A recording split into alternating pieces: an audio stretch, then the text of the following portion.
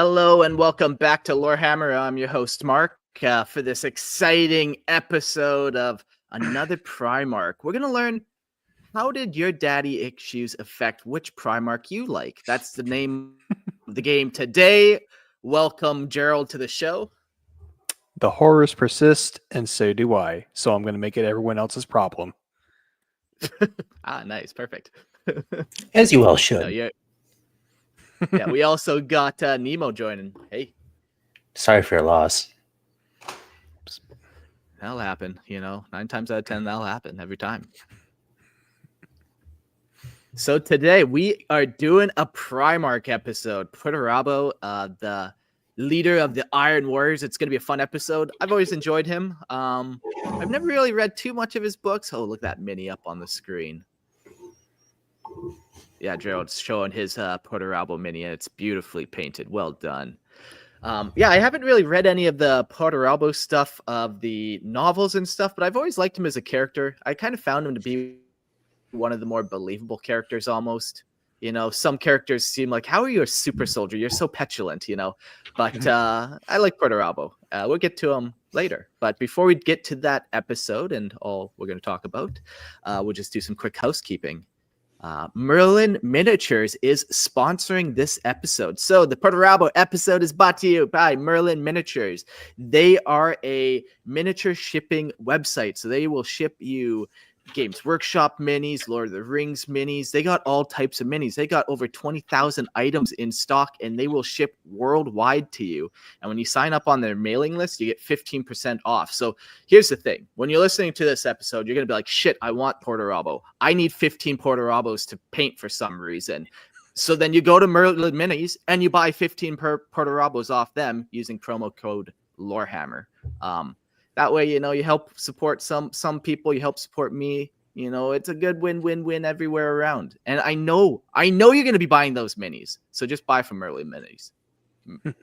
It's good sales because in Universe, nobody would ask for 15 birdies.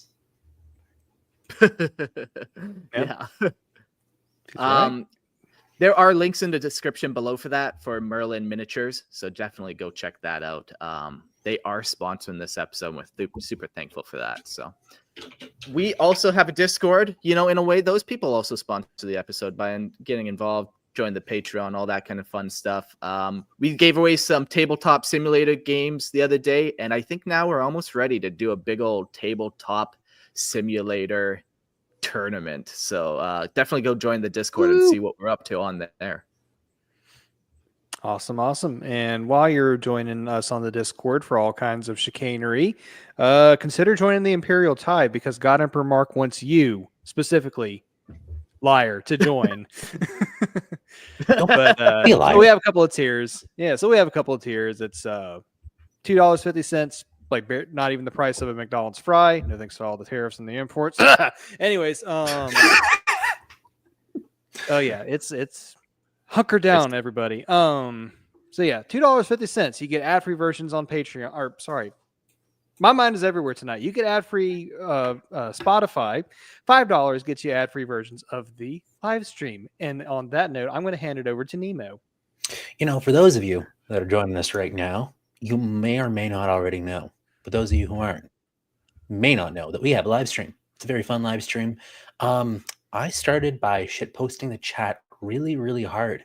And now that I'm here every Wednesday, I am still shit posting the chat really, really hard. Look at you now. Oh, yeah. A rags to riches story, just like that. I don't know if I'd go that far. That's definitely, I hear all the time, how do I get on the show? That's definitely how. You go join the live stream chat. You go start chatting there. You do a call in, and all of a sudden, you too can be like Nemo. Which is have a sense of humor that's worse than mine. It's not hard. Yeah. It's impressive, but it's not hard.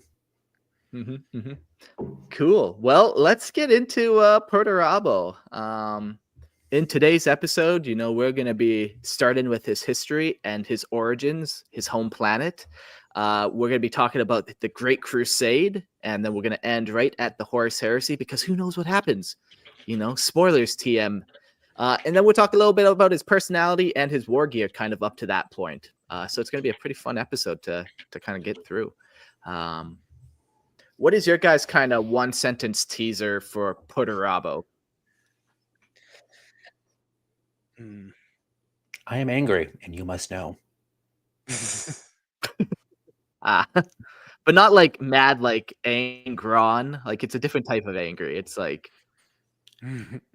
It's like a more, not. it's like kosher salt as opposed to regular salt. Yes, exactly. Whipping out the fancy stuff now, are we? You got to be a real connoisseur It's to a tell the difference. fancier type of anger. Definitely, But definitely. Perturabo Okay, sort okay. will tell you there's a difference.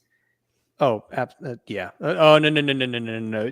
Perturabo is not mere salt. He is coffee beans. Coffee beans so dark and bitter that French roast is considered light. That is my one sentence teaser. Okay, To be fair, I the like French that. are quite light. Okay. Yeah, no, But that's nice. He's just a bitter, dark roast, eh? Fuck him. Mm-hmm. But not like Absolutely. spelled Light, spelled Lyt. You can't even get the real spelling of light. That's how light it is. Cool. Well, yeah, let's dive into Perturabo. Why are you guys making fun of him? I'm gonna defend my boy this whole time, I think. And already we're taking sides here of the Perturabo heresy. Don't get me wrong. Don't get me wrong. He definitely has a lot going against him, and I feel for that. But my issue is he is such a petulant man-child about it, and we'll find out why. I'm just going to yell for the Emperor at the top of my lungs, but as to why is up to anybody's interpretation. Yeah. Someone still thinks we're on Perturabo. the Emperor's Children episode.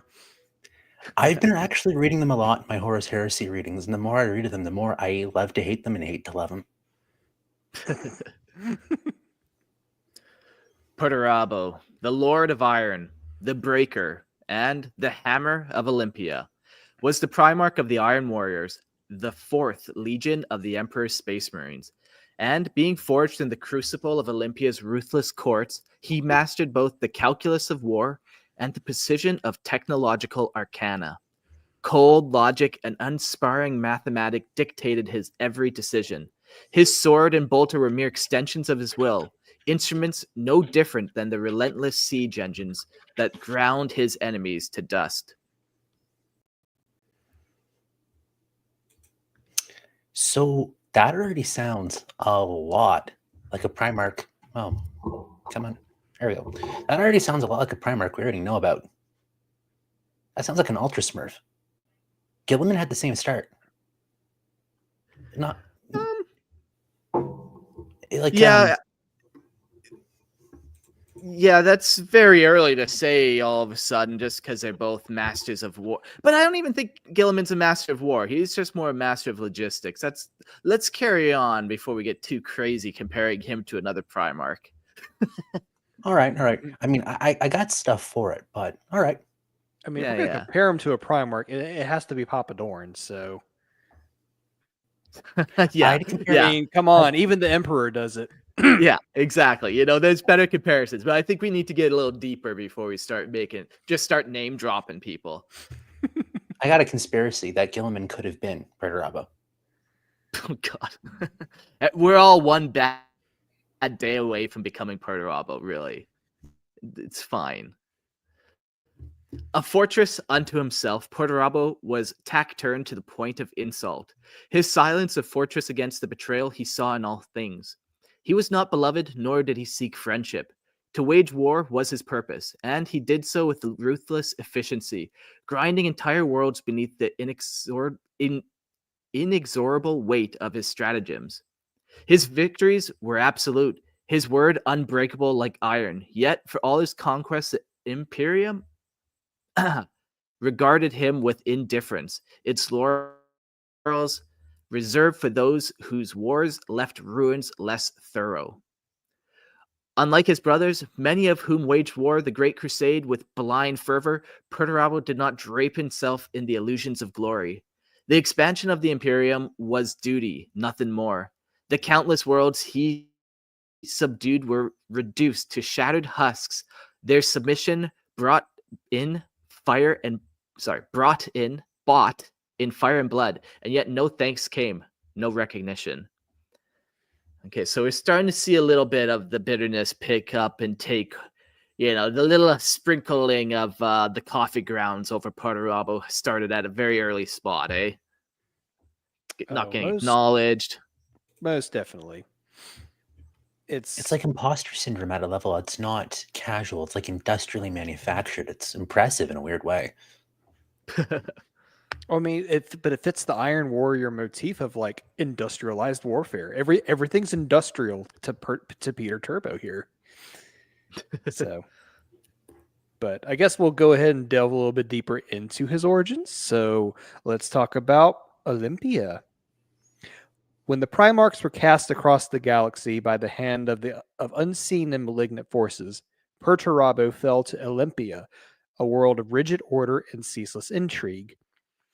The precise details of his earliest years remain obscured, shrouded in half-truths and contradictions. Their sources long suspect, even in the era of Imperial iterators, what is known, though, is that he did not arrive gently. He was not cradled by fate or embraced as a savior. He was found, alone and unyielding, among the unforgiving rocks outside of the city-state of Lokos, pursued only by whispered rumors of a child unlike any other.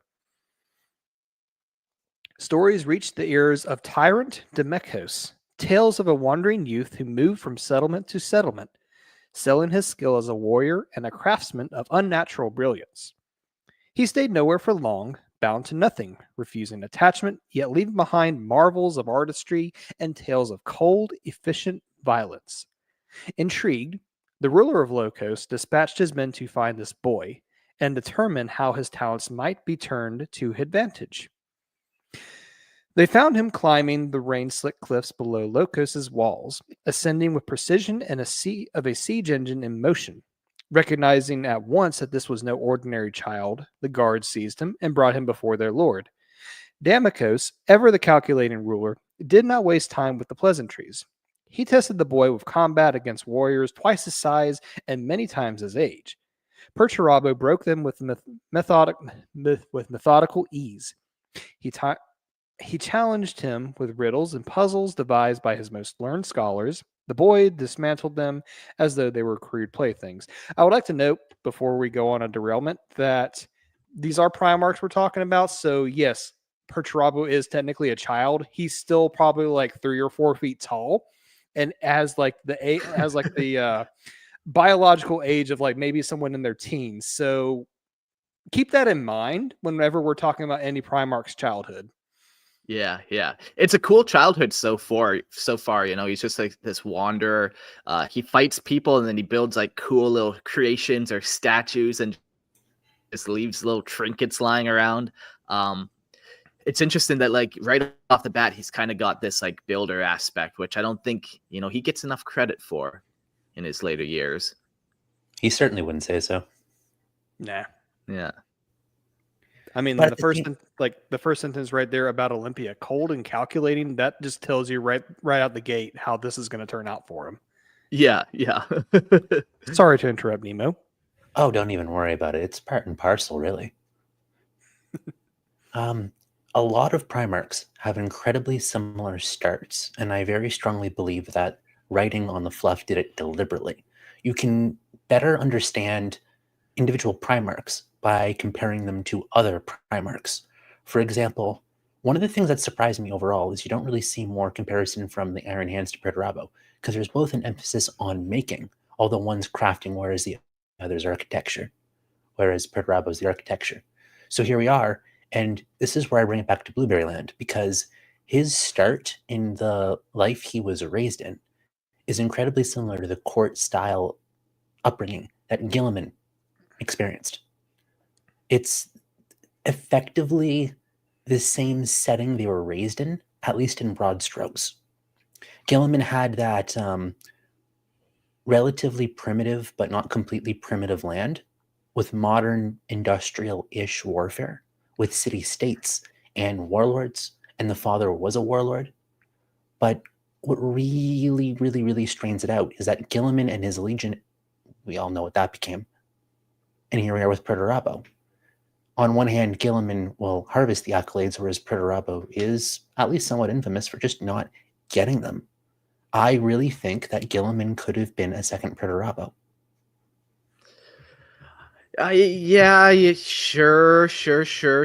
I feel like the big thing on McCraig there is different type of planet. Like it's not a cold, calculating. Like it's a kind of a warm planet. Gilliman had a mom and stuff. Yeah, you strip everyone away and you could all be somebody else for sure at the end of the day. Perturabo had a warm sister, and now she's dead. You're not wrong. You're not wrong. There's a lot of similarities. Like, don't get me wrong. I like my Perturabo, minus the edginess, but still, I mean, you can't see this if you're not seeing the live stream, but I'm shaking my hands in a kind of whataboutism way. Like you're fondling two testicle sacks there with your theory. You're fondling the remove Gilliman. No, that's what it's looking like, I think. I'd say 3, maybe 4. I'm sorry. I can only derail so hard. I mean, I can conspiracy theory anything with varying levels of quality. So by all means, I mean, with any Primarch, this is essentially nature versus nurture when you're looking at the loyalists and the traitors. Like, you look at what they each are and what aspect of the Emperor they are, and then you look at where they ended up landing, and then how that kind of fueled that spark or hindered their potential. In Angron's case, my apologies to Toasty for not mentioning how sympathetic Angron was. Please don't mail me bad things. Just had to put that out there for Lorehammer legal reasons. Anyways, back to Perturabo. A pact was struck between them. Damocos offered patronage, protection, and the finest training his court could provide. Perturabo in return would serve with loyalty and fealty. A simple agreement, transactional and absolute. But if Damocos hoped for devotion, he received none. If he expected gratitude, he found only cold, implacable acceptance. Accounts of those years are divided. Some portray a prodigy of staggering intellect and unnatural discipline, an unrelenting student who absorbed all knowledge set before him. Others whisper of something colder, a youth who never trusted, never belonged, who regarded his Olympians' kin with distant suspicion. Even his adoptive father, who spent much time fostering this strange son, found no warmth in return. There was a reason, though no one but Perturabo himself knew it. The first time he climbed those cliffs, exhausted and rain-soaked, he had looked at the sky, and there, among the stars, something looked back. A shifting, nebulous maelstrom, an unnatural storm that no other could see. And when he asked the guards what it was, they saw nothing. And yet, for the first time, for the rest of his life, that unseen presence loomed over him, watching, measuring, waiting. Whether it was judgment or mockery, he could never know, but he felt it always. And in return, he learned to trust nothing. That's neat as hell, because I think, and not to do the work of the fanboys for them, that Kurz is the only other Primarch that constantly felt that gaze. Kind of, that like faded for ill almost. Yeah, that look like a predator's watching you. Mm-hmm. Yeah. Huh. And there's a fun little thing about that, but I'm going to turn this over to Nemo because that little factoid is in his section. Oh. Yes. You don't say. Marcus always gives me the best. Marcus always gives me the best sections. The best sections. We have the best sections. It's true. Over 2 centuries, the cold, unrelenting presence of the unseen maelstrom weighed upon him, its silent scrutiny shaping his every thought, hardening his every instinct. It was a watchful force, distant yet inescapable, a thing that did not waver or wane. In time, it would become more than a nameless anomaly. It would be given a name of his own devising, one that would one day cause entire civilizations to tremble. The great rift between real space and the immaterium, a wound in the galaxy itself, would come to be known as the Eye of Terror. Among the people of Olympia, the foundling was regarded with unease. A cold, distant boy, ever brooding, ever silent, ever apart. Yet, how could he be otherwise? Cast out from the void, a being of unnatural intellect and unknowable origin, He had no ties to those around him, no reason to grant them trust. Suspicion was his first lesson, distance his first defense. Still he observed, he learned. Olympia was a world of strife, its many city-states locked in the brutal cycle of siege and counter-siege. He watched, absorbed, and mastered the art of war at its most methodical, most ruthless. And a quick little micro side tangent, I promise I won't stop it for too long, that siegecraft was the majority of warfare in the ancient world. You did not engage in open field battles unless you were absolutely certain you're going to pace the enemy, because you didn't have any of the advantages of your defenses, your logistics, and your ability to control the field by using physical fortifications. Yeah. Unless if you want, I don't know anything on top of that, guys. Yeah, like Yeah. I haven't really got a strong Greek vibe from the Iron Warriors before, but yeah, this very much is like just city-states battling this planet, you know, and obviously with the name Olympia and stuff. I'll be curious to see now, reading a little deeper, if that Greek kind of bleeds in a little bit more, you know. You can kind of get it from like I know I was about to say Peter Turbo from Perturabo's name. You can kind of get it from there, and then like some Yeah, of like the that's a naming. Latin word for to disturb. Mhm. Yep, Yeah. and some of the naming conventions of other Iron Warriors, like the one off the top of my head, like Dantioch, that is very much like a Mediterranean Sure. Greek name. Yeah, Another yeah. very infamous Iron Warrior is Hansi, but I don't think that's that's very Greek to my recollection. Someone feel free to correct me in the chat.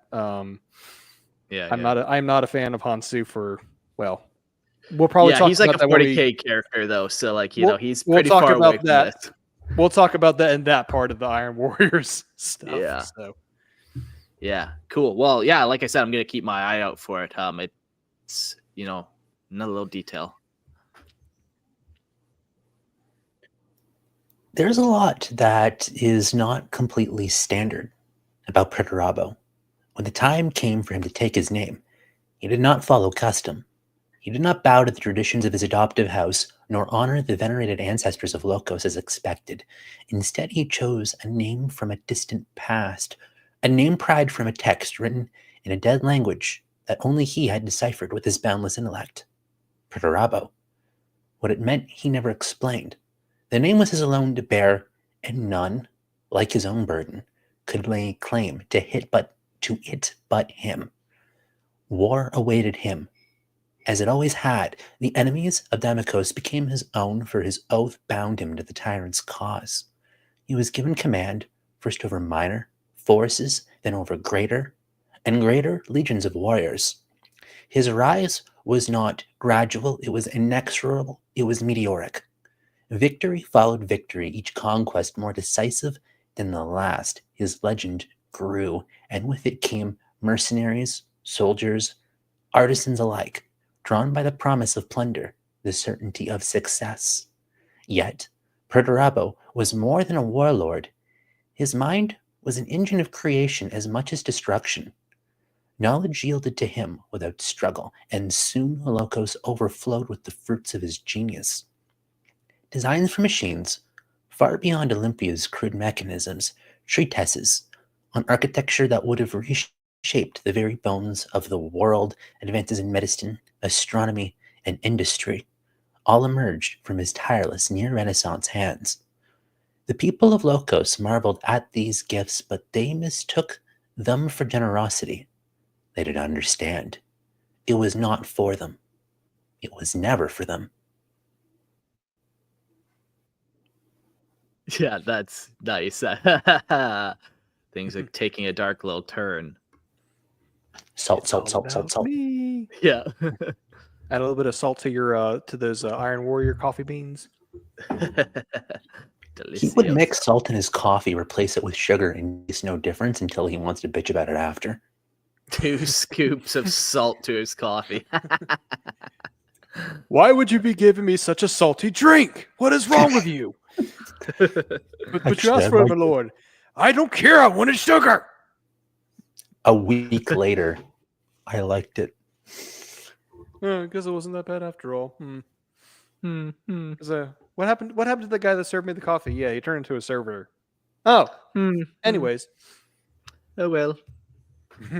So slight tangent. You were talking about the more the Greek theme there, Mark. A lot of like the, if memory serves me correct, a lot of the like warfare, like what Nemo was mentioning in ancient Greece, was very siege based, but there was a lot of mercenaries and city states just kind of banding together, mostly for the purpose of plunder, loot, debauchery, that sort of Ladies, thing. yeah, sure. Like the Trojan War, that was the reason it was a 10-year long expedition was because like half of that time was spent just trying to gather an army together that would cooperate for 5 seconds to actually lay a siege. Yeah. So Huh. Cool. Yeah. Fun times to grow up then. A liar told us something. Just a dash of salt and old black coffee is actually kind of nice. Maybe I'll try that tomorrow, but we'll see. You doing it already? No. Yeah. No, I wake up in a different way next to Colombia. A little bit, anyways, back to Perturabo's origins. It was through war that Perturabo's name was carved into legend, and it was through the forge of destruction that the hammer of Olympia was born. His mind yielded new weapons, advanced munitions, and siege engines beyond imagining. Machines of brutality and precision, each a testament to his mastery. Under his command, Locos became the dominant power of Olympia. Its force crushing rival city-states with mechanical certainty. 100 domains lay broken beneath its heel, countless more subdued without a fight, their rulers too terrified to resist. Yet power did not bring peace. Victory begot only dominance, and dominance drew the knives of the envious and the fearful. Assassins stalked the halls of Locos, their blades and poisons ever seeking the warlord who had made it mighty. Tyrants of conquered cities reasoned rightly that without Perturabo, Locos' reign would crumble. But worse still were those who stood beside him, those who called him friend, family, ally. While, in secret, they feared him, loathed him, plotted against him. By then, the Primarch stood apart from all of them, in body and in mind. He towered over them, a titan among insects, his intellect vast, his purpose absolute. He had no need for their petty illusions of court grace or fragile trinkets of power. To him, they were meaningless. What mattered was strength, knowledge, and certainty that no betrayal would go unpunished. The world whispered of him in dread, a warlord of merciless calculation, one who neither forgave nor forgot, for whom failure was met with iron and blood. His sigil bore the executioner's mask and the heraldry of Cavithos, a warning, a promise, death to the transgressor.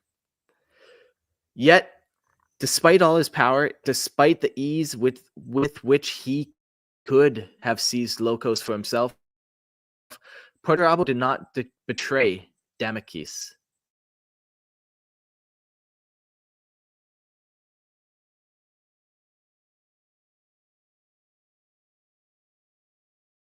I think Mark is frozen. Nemo. Hello.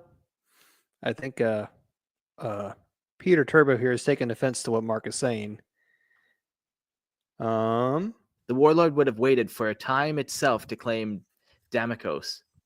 The old tyrant, already eroded by indulgence and corruption, would have faded, leaving Locos and all of Olympia to the only one truly worthy of ruling it. What Perturabo might have made of his world he could have built of his own design would never be known. For that day could come, the sky itself betrayed him. A new star burned in the heavens. The emperor had come for his lost son. Yeah, this is a cool little planet actually that he kind of gets to mess around in, where he's just so clearly a cut above everyone else, as all planets or Primarchs are when they land on the planets. And then, yeah, he just kind of goes on this conquest. But, it's not just like he's conquesting and like making slaves of everyone. He's known for being a builder and making brilliant inventions and making the city better when he leaves it almost. Sure, you got to destroy the city first in siege warfare, but he might rebuild it. But And nobody he'll- knows better how to take a place apart than a siege engineer, and nobody knows better how to make better infrastructure than a siege engineer. Mhm. Yeah.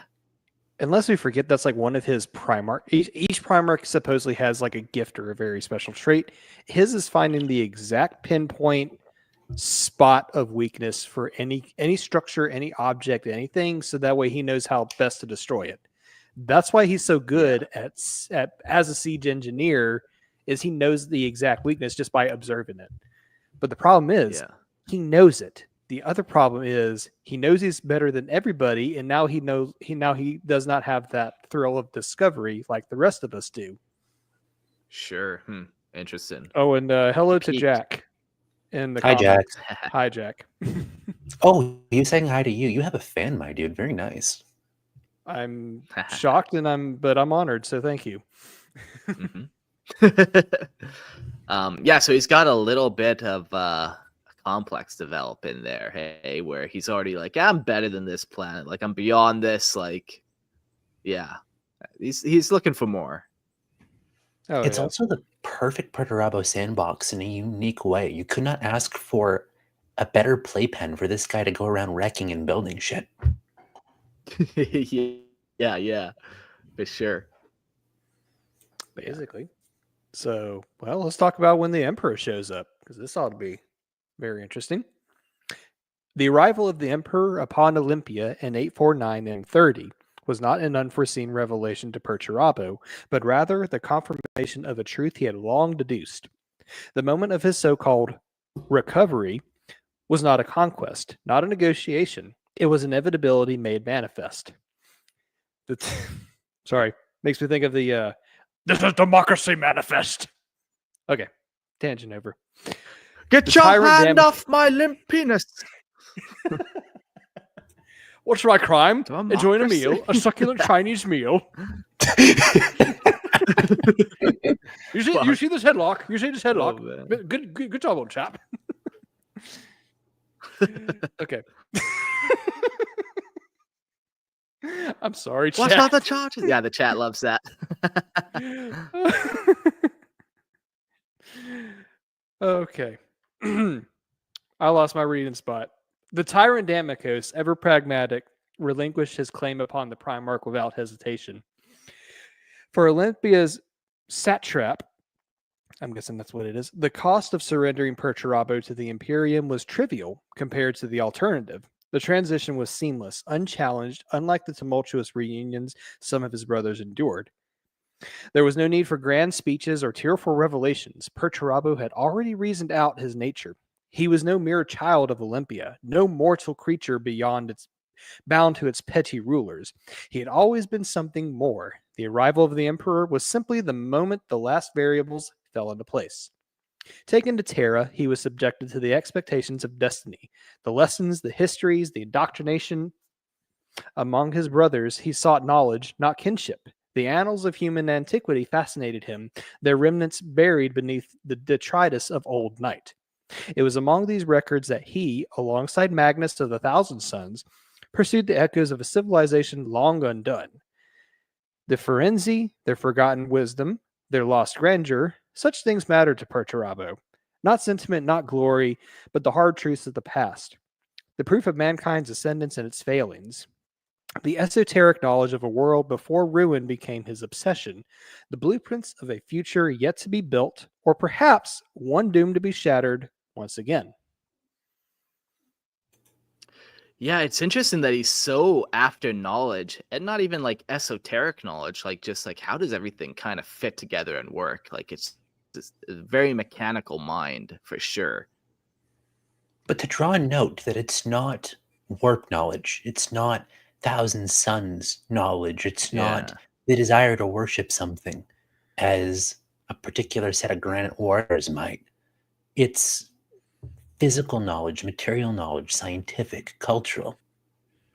Yeah, it's almost like, like Gerald was saying, he looks at something and he can know the weak part. Well, in order to do that, he needs to be able to build it and destroy it to some degree as well. He has to kind of have that knowledge. Like, how strong is this metal, and will it crumple or will it bend? Will it snap, or just so many different little areas of just even math calculations and whatever he would need to kind of know to just do siege warfare. So yeah, kind of an interesting knowledge. It's like, yeah, the more he acquires, the easier it is for him to just kind of break stuff or put stuff back together.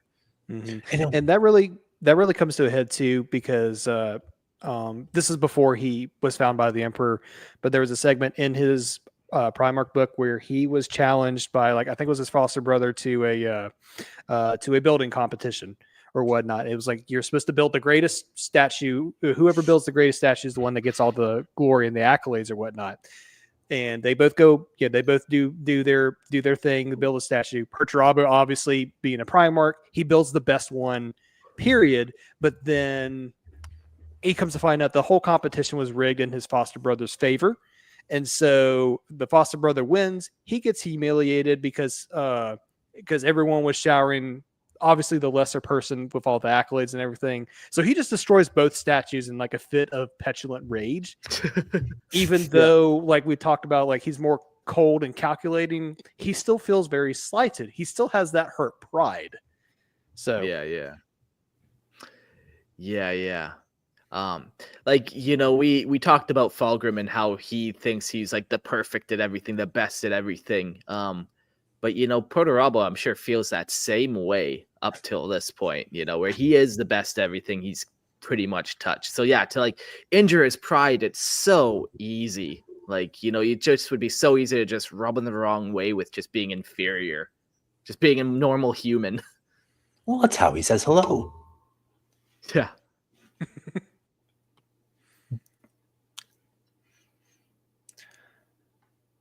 Well, one of the things that makes the Primarchs the most is how they respond to the arrival of the Emperor. No games, no competitions here as the Space Wolves might have. The relics of ancient Terra, its philosophies, its lost civilizations, held greater fascination for Perturabo than the mere machinery of the past. Knowledge was his domain, and in those early days of discovery, he and Magnus the Red found common ground. That doesn't surprise me.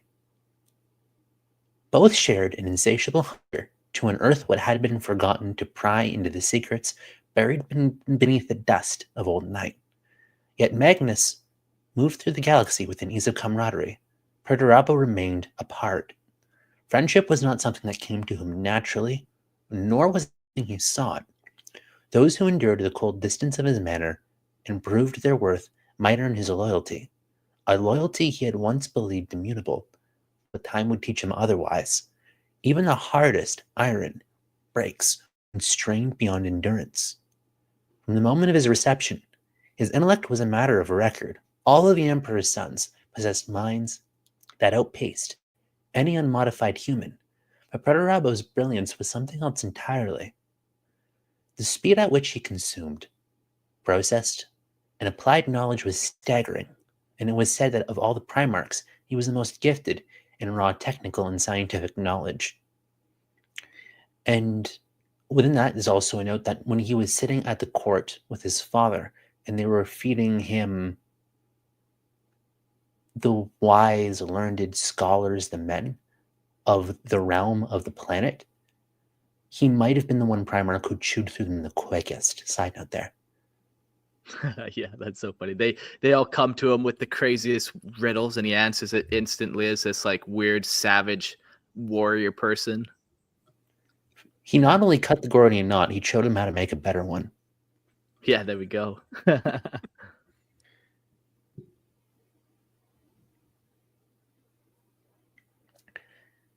Yet his genius was not wielded for the benefit of others. It was turned inward, locked behind walls of cold calculation. He was not one to explain himself, not to the mortals around him, not even to his so-called brothers. To them he was distant, impassive, his indifference sharp enough to wound. If they resented it, so be it. He had no patience for their need for connection, their posturing, their grandiose ideals. Oh, I can tangent that. I can tangent it so hard, but the show must go on. Do it. Okay. All right, I'm doing it. This is the difference between the Emperor's children and in their focus on culture and social knowledge, And this Primarch's understanding of culture and social knowledge, it's not that he didn't get it. One of the easiest things to talk about Dorn, as some specific podcasts that I won't name might say, some say Dorn may not know how to read. But this Primarch gets it. Perturabo gets it. It's not that, like, Perturabo is more interested in making the amphitheater a perfect amphitheater than in concerning himself with what's in it. He's more concerned in making the acoustics in that amphitheater perfect, whereas the Emperor's children may be interested on what happens on stage. This is why I like Perturabo. I like my very technical Primarchs because I'm a bit of a technical asshole. Technically, I am an asshole. But this is the difference between the Iron Hands, the Thousand Sons, the Emperor's children, and what we have here. Right there, in a nutshell, right there. Yeah, that's pretty interesting. Yeah. He builds that perfect amphitheater. After that, doesn't care what happens to it. He's like, yeah. And if you give him a round of applause for it, he'll just look at you like you're an idiot. But then turn around and bitch that you didn't give him enough round of applause for his accomplishments. But you only find out a month later. Mm-hmm. Yeah. And by that point, you've been servitorized for some other bullshit that reason he came up with. And he wrote his retort on the cup holder that was built into the servitor's arm in calligraphy. Yes. Of course. This As is one does. That is a Perturabo thing. Yeah, I could see it. Just salty asshole, and I love him for it.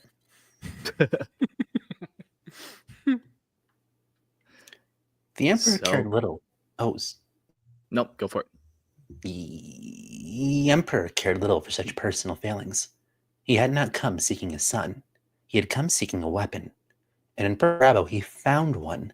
A warlord, an architect of annihilation, a mind that could reduce any campaign to its raw components, to dismantle it with merciless precision. To Perturabo, war was not a test of honor or glory. It was a problem to be solved, an equation to be balanced, a task to be completed with the cold efficiency of a master artisan. And soon, the galaxy would learn what it meant to face the full force of his relentless, murderous mind at work.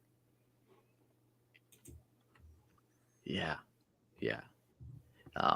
The way he treats his guys, his Astartes under him, are very different than most other legions. It's not cold. It's sterilized. Yeah, it's a step more for sure. Oath of Moment. The Emperor's grand design for the Great Crusade was relentless, an unstoppable force meant to unify all of mankind under the banner of the Imperium. And when the time came, the Emperor sent Perturabo out into the galaxy to fulfill his role in this sweeping conquest. Like the others before him, Perturabo climbed the Astartes Tower of the Imperial Palace to swear his Oath of Moment, an ascent that was much a test as his will as it was a physical feat. Each step up that polished marble spire was a grinding exertion of mental and physical strength, a deliberate defiance against the weight of the task before him. It was no mere journey. It was a trial of endurance, a psychic communion with the Emperor that tore at the very essence of what it meant to be a warrior. It was an ordeal that left no room for weakness. To pledge loyalty to the Imperium, to accept the mantle of Primarch, was no small act. It was the ultimate commitment to the greater cause than any personal grievance. With the oath sworn, Perturabo took command of the 4th Legion, the Iron Warriors. The Legion, born from his own bloodline, would serve as an instrument of war under his cold command. The once proud tyrant of Olympia, Damocos, was ousted from his position of power, replaced by the relentless will of the Primarch, who now ruled the world in the name of the Emperor. Perturabo set his Iron Warriors to work, initiating the brutal process of conscripting recruits from the finest Olympia had to offer, forging them into the perfect tools of war. Even this, he's not going about this gracefully. This is an efficient way to gather Astartes. He's like, I'm gonna go back and just start rounding up kids here. But Damocles, in his bitterness, would not simply fade into obscurity. His final years spent in futile attempts to rally forces, plotting to reclaim his rule and overthrow Perturabo. Though he ultimately failed, his efforts gave rise to a seething undercurrent of dissent among the people of Olympia, a simmering discontent that would haunt Perturabo and the Iron Warriors for years to come. The seeds of a rebellion had been sown, and though they were not yet ripe, their bitter fruits would eventually make their mark. Just like, Primarch like planet. What came first? Was the planet kind of bitter, and Perturabo just kind of latched onto that little aspect of it? Like, we need a full 10,000 year history of this planet, what it's been up to. Did they mess up my sweet boy Purdy? So the Emperor was splicing all kinds of genetics and components, some very artificial, some of them animal, some of them alien, into the makeup of the Primarchs. And I think someone by accident may have tipped over the salt shaker into Perturabo's little casket. Yeah. Salt and coffee beans. Lots of salt, lots of coffee beans. All bitterness. Speaking of bitter, let's get on with how he conducts himself in the Great Crusade. And we have ourselves a Perturabo quote, everybody. So let me get my voicing chops ready. The master of voices. Do it. I wouldn't say that. Do it. I would. All right. How do I sound? Hot. Oh, yeah. Tell them ruin has come to their world. Death, despair, and red war. Tell them their hopes and pride have come to nothing. Tell them their empty whispers fall upon deaf ears. Their gods are dead. Human reason has killed them. Tell them the angels of death have come. Tell them nothing can save them now. Iron within, iron without. Thus spoke Perturabo. Yeah, that's a fucking cool quote. Good shit. Perturabo's time in the Emperor's company was brief, but it was enough to drink deeply from the well of knowledge that the Great Crusade offered. He absorbed its histories, its war machinery, its tactics, consumed it all with relentless precision, as was his nature. When the time came, the Emperor placed command of the 4th Legion into his hands. The transition was swift, unyielding, and absolute.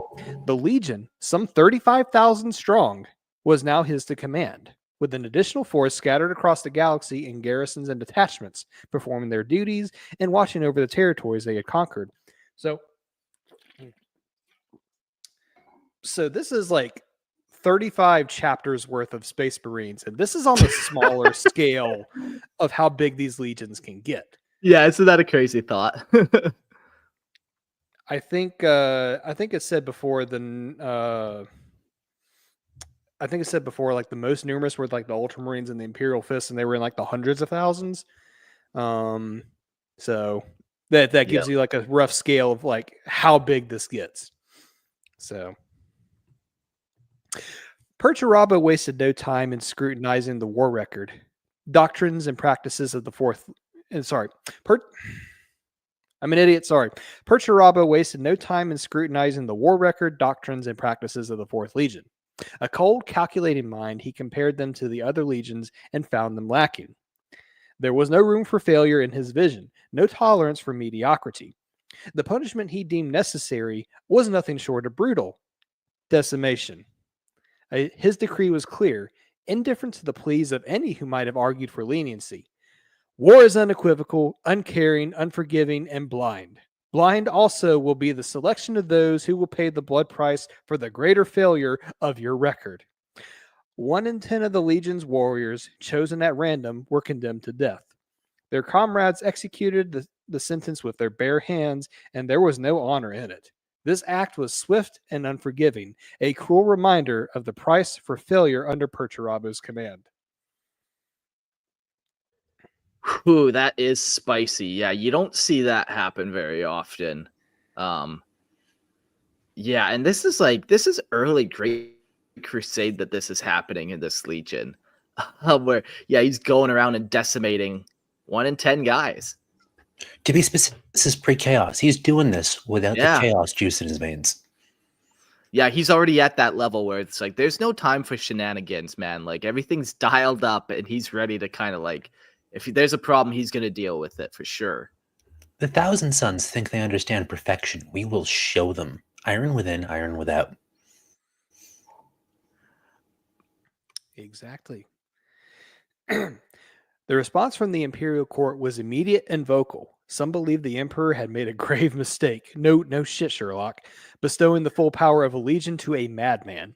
Others, more tactful, whispered that perhaps the Primarch had been given too much responsibility too soon, too untested in the ways of the Imperium. Rebute Gilliman, Primarch of the Ultramarines, was the loudest critic, horrified at the dishonor that had befallen the Astartes. These warriors, whose valor had once stood side by side with his own legion, had been condemned to death in such a way. This discord between the two Primarchs became a wound that festered, one that would never truly heal. The Emperor silenced all critics. Yeah, good move on that one, Mr. Emperor, sir. But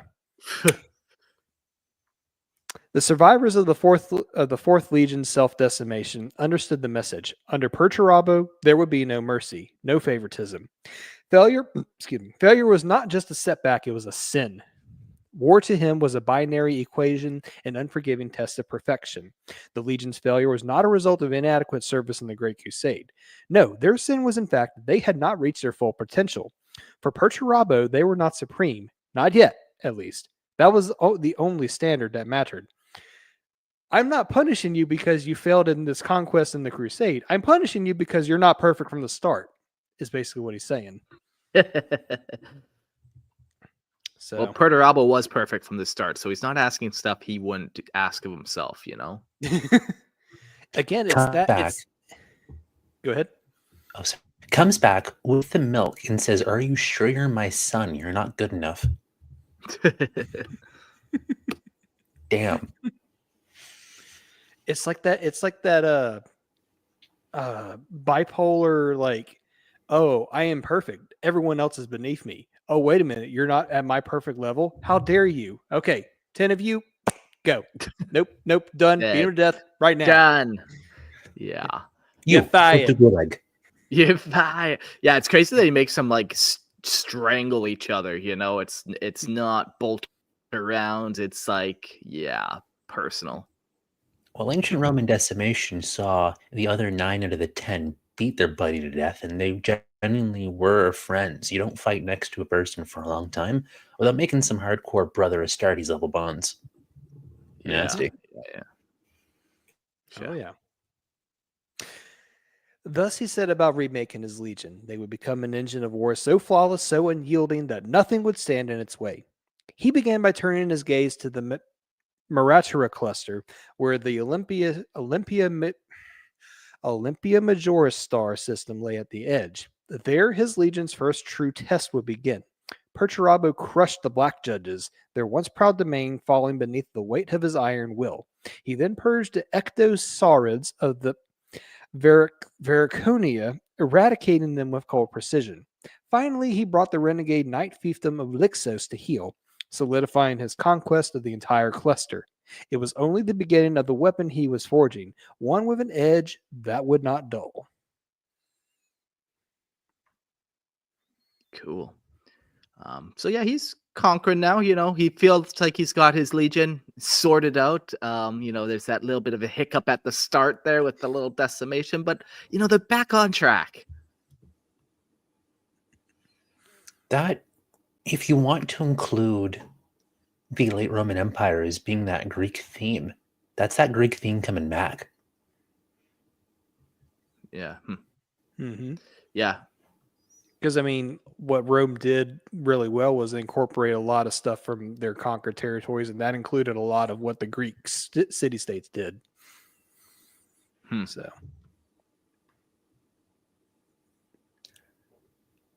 I worship nothing. I believe in nothing. A quote from Perturabo.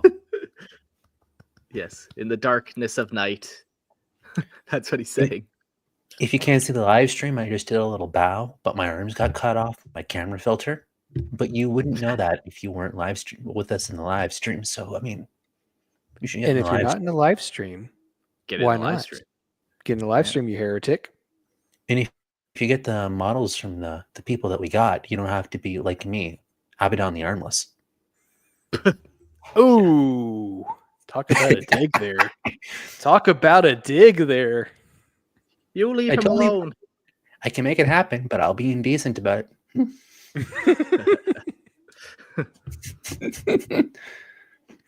In the wake of their latest conflict, Perturabo's legion had sealed the fate of a rift that had festered for millennia, dating back to the Age of Strife, an ideological divide between the fragmented empire and the Mechanicum. The Fourth Legion, through sheer force, ended this schism, and in doing so, earned favor with the Lord of Mars. But the victory was not one of simple triumph.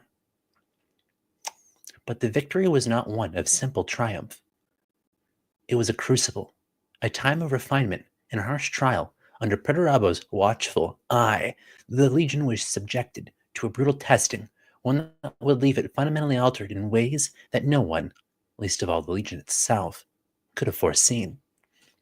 With a mind both cold and calculating, Perturabo set about remaking his Legion in his own image, not the image of Olympian nobility, nor the ideal of Terra, but one that was shaped by his own bitter, unyielding nature. He crafted the Iron Warriors not as a legion, but as a reflection of his own psyche. Bleak, relentless, unforgiving. The old legion of the Fourth was gone.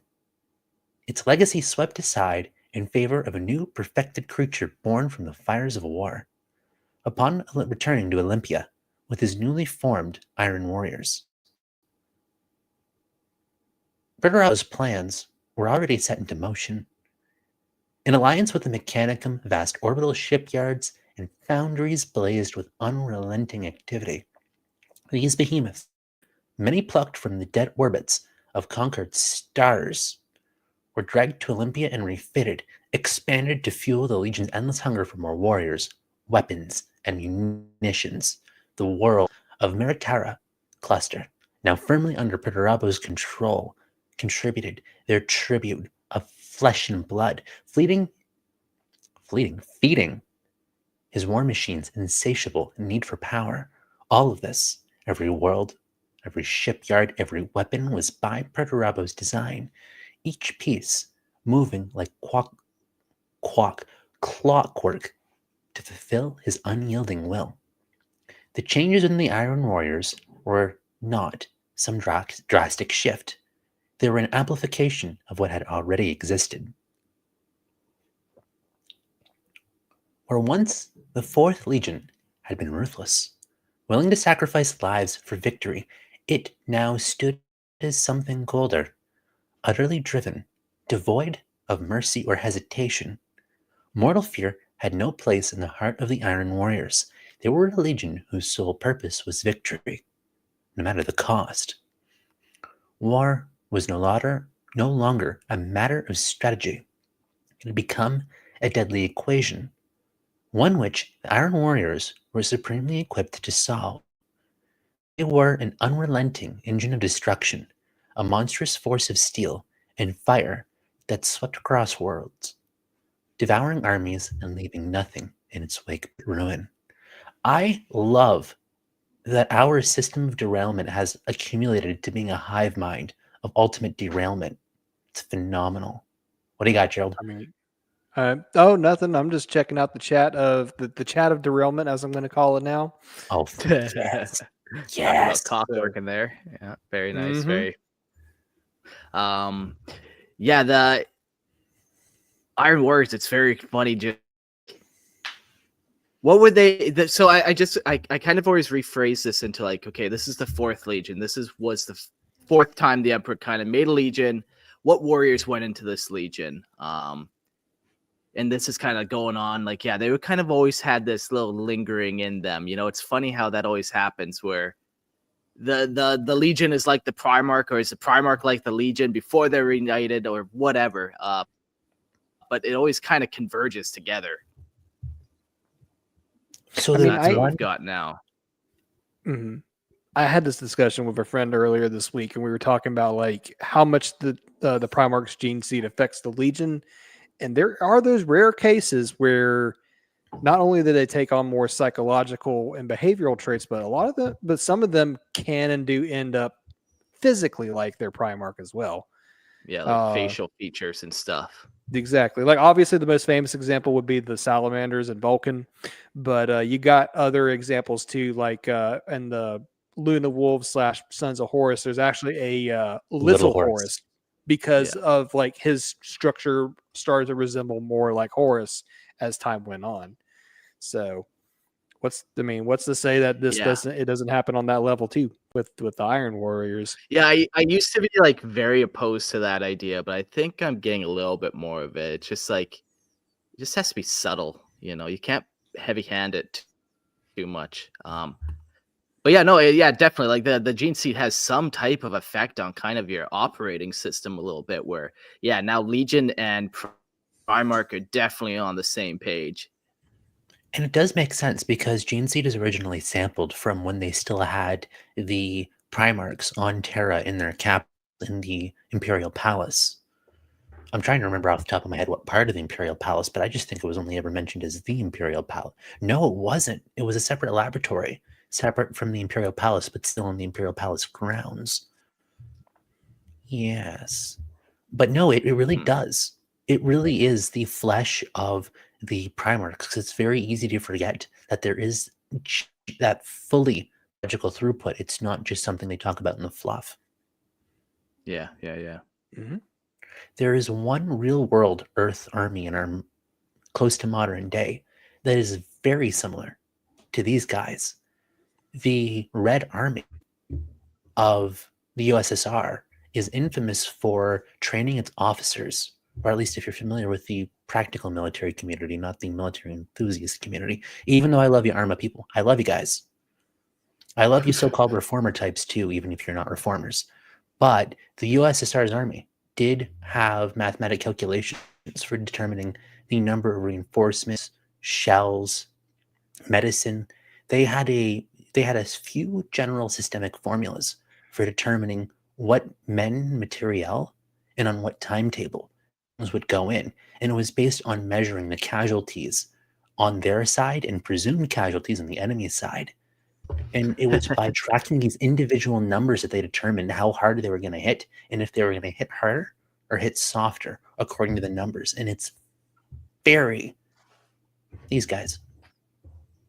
Yeah, like I can imagine Perturabo doing that too. Like when we always talk about how many Space Marines does it take to take on a planet, like Perturabo has that equation built out, and he's like, okay, this planet has a technology level of X, so that's going to add 15 Astartes onto my equation. Oh, also they have an orbital gun. Okay, let's tack on another 10 Astartes onto this, and eventually he has this huge equation of how many guys he needs to actually take the planet. And if there's even so much as one casualty, they failed. Even if they took the planet, they still fail. The Emperor's children beat their brothers off, but with these guys, they beat their brothers to death for failure. Yeah. Yikes. Thought you'd like that one. Yeah, that was hot. Should I keep reading? That one's a spicy. Yeah, please do. Oh man.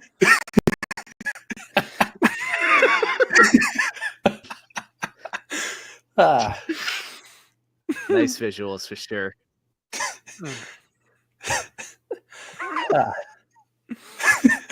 I'm gonna mute myself.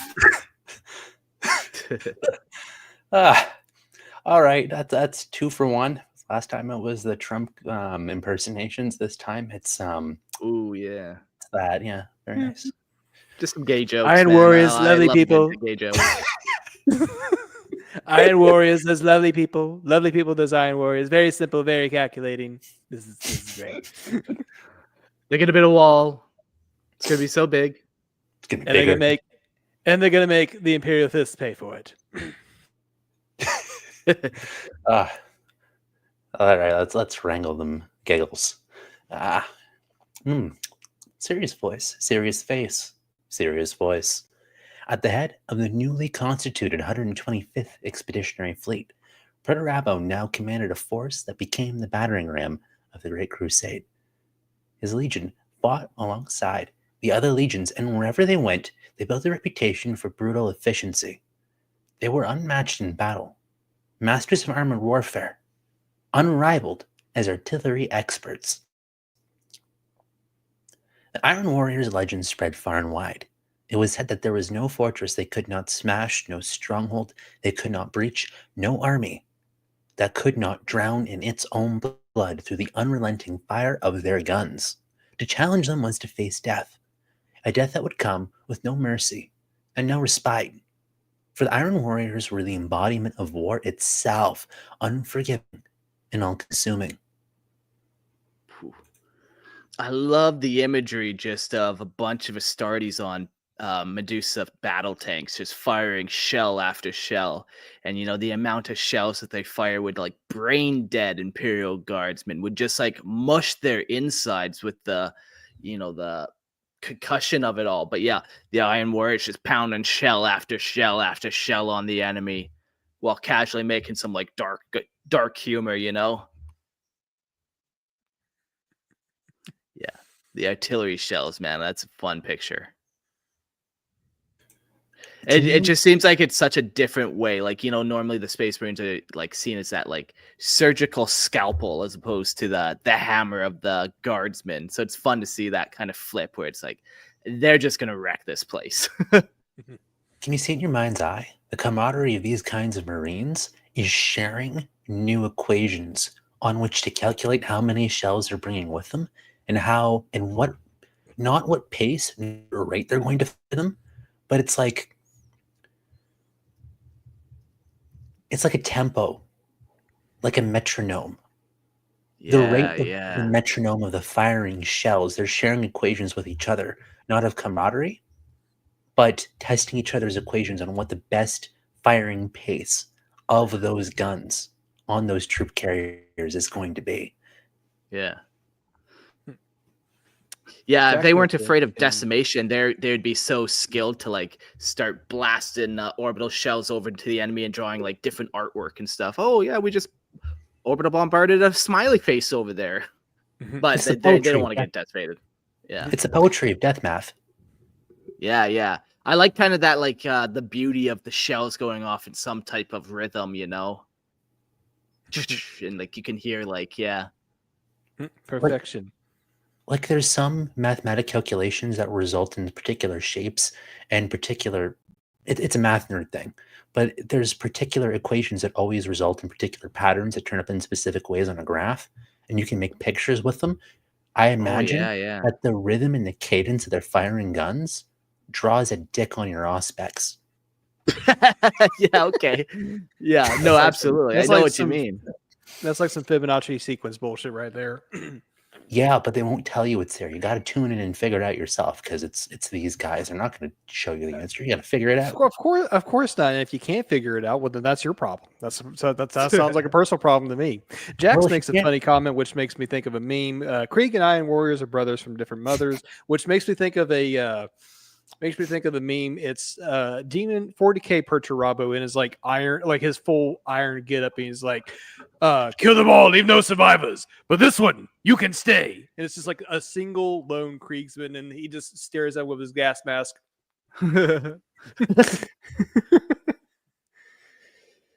Nice. So the war for the Great Crusade continues, and now we'll talk about some bitter resentments. As the years wore on, the rift between the Iron Warriors and other Space Marine legions grew ever more pronounced. A chasm driven deeper by the relentless force of time and the growing resentment, pride, and paranoia festering within the hearts of Perturabo's sons. With every grim command and savage act, Perturabo had shaped his legion in his image, not of an Olympian grandeur or noble ideals, but as a reflection of his own cold, calculating nature. His warriors, who had once been driven by duty and purpose, now wore his darkness like a mantle, their hearts hardened with the same malevolent distrust, bitter suspicion, and callous indifference to the life that he had mastered. Alongside these corrosive traits, however, his desired qualities of ruthless determination, cold intellect, and unyielding strength also found fertile ground, their seed taking deep root within the Legion's core. It's hardly surprising, then, that the Iron Warriors became the embodiment of attrition on the battlefield, an unstoppable force, but at an unthinkable cost. Given the Legion's preference for open warfare, its penchant for siege assaults, the most perilous and unpredictable form of warfare, and the unwavering willingness from Primarch to soldier to bleed for victory, it is no wonder that the Iron Warriors are often cited as having suffered the highest number of casualties of any legion during the Great Crusade. Death and destruction were as much as part of their existence as victory itself, and yet, even in face of unimaginable loss, the Iron Warriors persisted. Such losses did not break them. Instead, they endured, their combat effectiveness barely diluted by the slaughter that surrounded them. But beneath their relentless exterior, the toil of endless carnage slowly eroded the Legion's psyche, gnawing away at their sanity with the same inexorable force that powered their war machines. Whew. Yeah, what a way to do warfare with Astartes. You spend fucking 10 years minimum to make this guy, and then you're just willing to just throw him away at the moment's notice in the battlefield. Could be worse. It could be Death Guard. Could be. I mean, just like For Perturabo, just like how all the Primarchs are tools for the Emperor, the Astartes are the tools for their Primarch. So everybody's expendable. yeah, but you got to keep those tools nice. You got to treat them nice, man. WD-40 them. Make sure they don't get too rusty on you. Otherwise, they're gonna break. I need to get some WD-40 for my WD-40. Go. All right. Conspiracy theory. In the same way that the Astartes are from the gene seed of the Primarchs are aspects of the Emperor, and none of them are aspects of the Emperor at his best.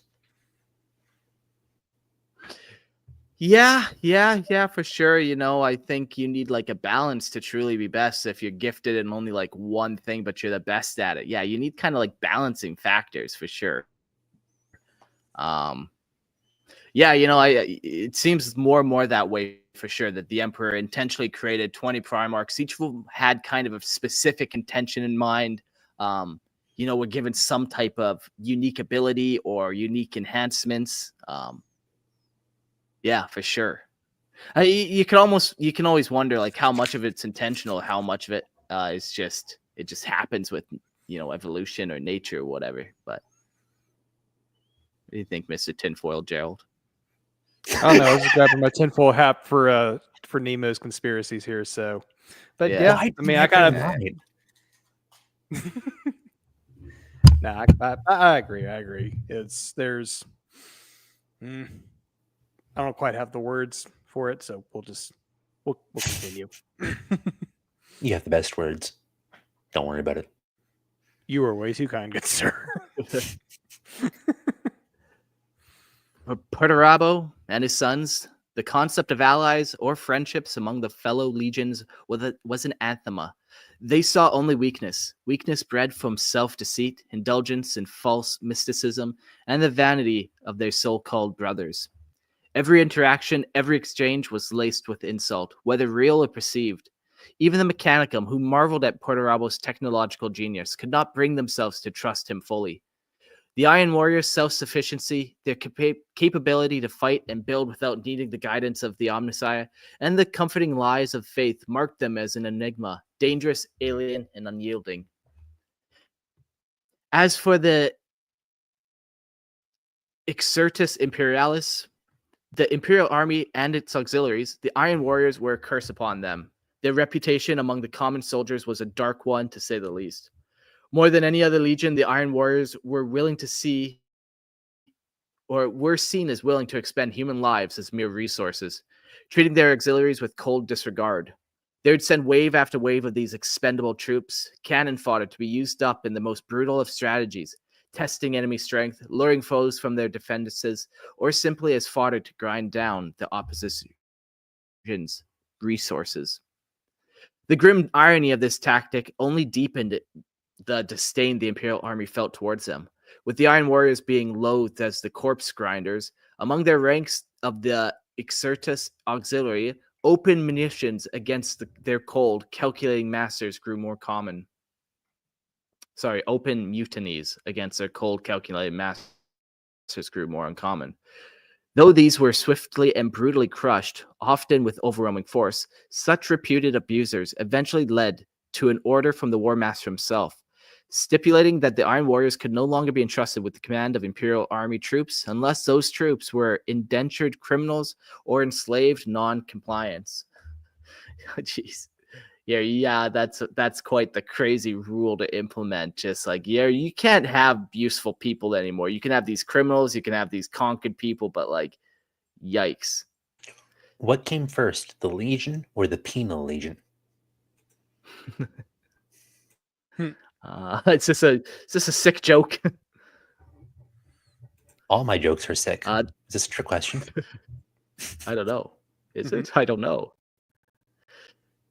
This was the measure taken to prevent the corrosive effect of the Iron Warriors. Had a morale from spreading any further, though it did little to quell the resentment simmering in the hearts of those who fought alongside them. Yeah, just really not good. Yeah, like there's a line there that kind of said like Perturabo had mastered life. So at this point, it seems like he's almost just bored. Like there's a little bit of boredom. Like, yeah, he's gonna win this siege. He'll just keep throwing people at until he does. And yeah, it's a puzzle, but he will solve that puzzle eventually. So there's a boredom in that, you know. And then that like starts to breed discontentment and all that kind of stuff, where he's just sitting alone, kind of. He doesn't have to spend as much time calculating how to take this fortress anymore. He can just spend time brooding that no one complimented him. Well, it's like we talked about earlier. It's like he does have that Primarch brilliance to him. Like there's no longer that thrill of discovery. So there's no longer that serotonin or that dopamine hit of like actually completing a conquest. So yeah, he is bored of doing this. And yet he's also getting all the pardon the phrase, but he's getting all the shit assignments like the Harud or what was the other one? It was a really tough campaign that he endured, but like he said nothing about, but at the same time was like quietly like, okay, when's my time in the limelight? Come on. Like it's very contradictory. Very contradictory. I know the campaign you're talking about, but I can't think of it either. Was it the Slough? Yeah. The Harud was definitely a big one, but was it also the Slough or the Rongdon? Rongdon Genocide? Oh. I know Dark Angels also had a part in that campaign, but I can't remember if it was also the Iron Warriors. But it's tricky because all the most major campaigns, with the exception maybe the HUD and maybe one or two others, always had some kind of collaboration among legions because the numbers, even at pre-heresy levels, sometimes just were not enough. Mm-hmm.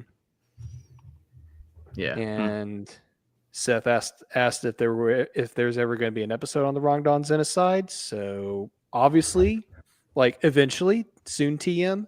Eventually, sure. Yeah, if there's enough information there, yeah, for sure. It's the best part about the setting. If you give it time, it'll give you enough content to make any Gossip Girl happy, and you three Gossip Girls are more than happy. Yas Queen, slay. Oh God, he went for it. Phenomenal. Hey, that's what you get for that Emperor's Children comment. So much. You are only encouraging me. No, never mind. Okay, bitter resentment. But wait, there's more. By the final decades of the Great Crusade, the Iron Warriors had become an isolated, resentful force. Their relations with other legions marked by simmering disdain and open hostility. These guys just don't seem to play well with others. And that's saying something as a Spacewolf fanboy. But anyways, the friction between Perturabo's Legion and the Raven Guard, born of the Isunder War, that's all I'm going to say. It was a prime example of this growing antipathy, but it was the rivalry with the Imperial Fists that truly stoked the fires of contempt. Okay, come on, Doran fanboys, I want to hear you. Even in instances where the Iron Warriors fought alongside their brothers, such as the critical campaign against the Mashog, their contributions were met with indifference, if not outright disdain. The battle against the orc was a bitter illustration of this dynamic. Well, Mark sat there sounding like a grot. That's a damn good voice. Whenever you're ready for Boss Graka to make a return in Dad Hammer, let me know. Yeah, I love how the chat's just going wild with the wah for Dorn, fortify. I'm loving this. This is just great. Okay. What did I say? Okay, the Space Wolves and White Scars had failed repeatedly to breach Overdog Mashog's formidable orbital fortifications, but Perturabo's calculated and brutal plan shattered the orc defenses, as you do. Yet in the chronicles of his brother legions, his achievement was recorded with a cold indifference, and his name was omitted, reduced to nothing more than a comrade in arms. This dismissal, though perhaps subtle at the time, only served to deepen the fracture between the 4th Legion and the rest of the Imperium, a schism that would only grow wider following Horus's appointment as Imperial War Master. This makes me think of basically near the end of Game of Thrones. If y'all have not seen it, spoilers ahead, fair warning, you've been warned now. In Season 4, Tyrion Lannister was a very smart, very calculating hand of the king, advisor, whatever. He's on trial for something. Once someone comes out to speak in his defense, and he tells Tyrion, "You are a great man," in minced words, "You are a great man, but histories will not remember you. The histories will not name you." Skip ahead to the very end of the series. A historian actually writes down the events of the entire series, calls it A Song of Ice and Fire. Ha ha ha! Name drop. And then when Tyrion makes it, and he asks, "Okay, where's my part in this whole story?" And then the guy's like, "Yeah, you're not mentioned in it at all." Yeah, you're not actually a player in this, by the way. It's like not even a mention. No, you're not even named at all in this. So that's what this makes me think of. Yeah, He's only half a character. Yeah.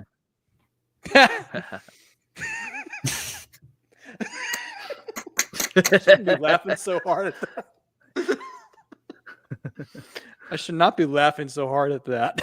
It's fine. It's fine. Oh man. I never said my sense of humor was good. No, you said it was sick. I like Yeah. it. Horus's reorganization of the Great Crusade scattered the Iron Warriors across countless expeditionary fleets, garrison postings, and thankless sieges in the farthest reaches of the Imperium. These were assignments of little prestige, meant to bleed the Legion dry while others reaped the rewards of glory and conquest. Perturabo's 125th Expeditionary Fleet, thrust into the jaws of the enemy, enemy after enemy, was denied reinforcements and resources. The Iron Warriors received nothing but the cold weight of duty, an endless grind with no respite. Perturabo, unyielding and bitter, complied with each order, and his legion followed suit. Their resentment growing as they were forced into the most unforgiving corners of the galaxy. One can only wonder if this was not, in fact, the design of Horus all along, to fracture the Iron Warriors from the Imperium and drive them further into the darkness. Almost like this was planned from the beginning. Yeah. Yeah, we're all just a tool or a piece in somebody's game, eh? Perturabo was planning his stuff. People are planning things around him that he's unaware of. Yeah. I mean, if you can summarize the entirety of Warhammer into like 2 sentences or 2 concepts, daddy issues, and everybody's a pawn in somebody's game. Yeah, sure. When your daddy refers to you by number, that certainly can't help. No. The Iron Warriors' role was increasingly relegated to garrison duty, with their successes in siege warfare leaving them cast as the Empire's eternal defenders. Iron citadels are built on conquered worlds, fortifications meant to hold Imperial ground against ever-encroaching threats. But these stations were often manned by only the smallest of contingents, one tactical squad for a world of millions, like the Iron Keep on Delgus II, where a mere 10 warriors were tasked with holding a population of 130 million. I know Astartes are good, but even that seems to be pushing it. Yeah, that's... They would be pissed off with you for saying that on both sides, for the too much and not enough. That's Iron Warriors. And Perturabo's just going to complain about the entire time, no matter what side of the spectrum you're on in that regard. Their efforts wasn't optimal enough. Exactly. Yeah. Meanwhile, other Primarchs, Russ, Vulcan, Magnus, refused to disperse their forces, keeping their legions intact for the greater battles ahead. But Perturabo, he obeyed begrudgingly, and with each passing order, the bitterness within him festered. How are those coffee beans tasting there, Perty? The Iron Warriors were becoming nothing more than a tool for garrisoning worlds, splintered and dispersed, left to maintaining order and forgotten corners of the Imperium. The Legion's unassailable expertise in siege warfare had become their curse, turning them into the go-to force for any garrison mission, no matter how trivial or degrading. This disregard for the needs of the Legion, its warriors' need for rest, for reorganizing, for proper campaigns, nurtured a resentment that festered at every level, and at its core stood Perturabo, a Primarch trapped in the slow, grinding torment of unending duty, his resentment boiling toward the Emperor who had turned his Legion into little more than a tool for others' convenience. The Iron Warriors had always endured, but now they were enduring for no greater purpose than to feed the Emperor's endless demands, and it was a bitterness that consumed them all. It's so funny. The Emperor is just like, what? I thought you would like this. This is just like your home world. Like, I'm just going to give you a bunch of sieges and you can do some garrisons and fight in these wars. What? That's just like your home world, man. You should love it. But he does not. Not a fan. If you like something enough, you kill it. That's the moral you get from the Iron Warriors. You could call it a hollow crown. The path of the Iron Warrior. The path of the Iron Warrior's damnation is a labyrinth of contradictions. Its motivations inscrutable. Its descent into betrayal, both sudden and inevitable. More than any other legion that would ultimately side with Horus, the Iron Warrior's fall remains shrouded in uncertainty. While whispers and lies swirl around the Iron Legion, while whispers and lies swirl around the Alpha Legion, the story of the Fourth is one of gradual, inexorable corruption, though not one that can be easily pinned to the influence of the ruinous powers. Unlike the corruption of the other legions, there is no overt sign of damnation or infernal pact, no obvious hand of chaos guiding them into their dark future. Once the Iron Warriors were faultlessly loyal, but now that loyalty shattered, not in a violent outburst, but in a slow, calculated erosion, one that outsiders could only watch with a mix of confusion and detached horror. Many who observe from afar, stripped of bias, believe they see the inevitable result of a legion, worn down by endless attrition, the weight of death and loss too much to bear. For those who were never celebrated, never thanked for their service. For too long they had been sent into the crucible, only to be discarded once their strength had been bled dry. And for what? A cause that had no value beyond conquest? A victory that led only to more bloodshed? As this relentless pressure mounted, so too did suspicion, mistrust, and a gnawing resentment. Perturabo and his sons became twisted not by the pull of the dark forces that had claimed so many others, but by their own twisted reflection in the shattered mirror of their own service. There was no whole-scale corruption, no clandestine pact with ruinous powers. Instead, the Legion grew sick with jealousy, arrogance, bitterness, poisoned by their own disillusionment and their obsessive drive for victory, one that was increasingly empty and hollow. Their minds were not shattered by the touch of chaos, but by the weight of their own failure to see any higher purpose in their ceaseless war.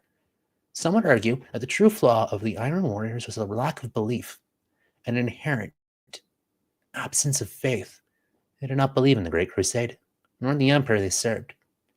They did not believe in themselves, seeing only tools of destruction, nothing more than machines built to kill. The very pragmatism and cold logic that made them such formidable soldiers had, in the end, become their undoing. They had been honed to the perfection for war, to grind down all obstacles, but when faced With the existential terror of doubt, they were ill prepared. There was no doctrine, no grand purpose beyond victory and conquest. Only the grind.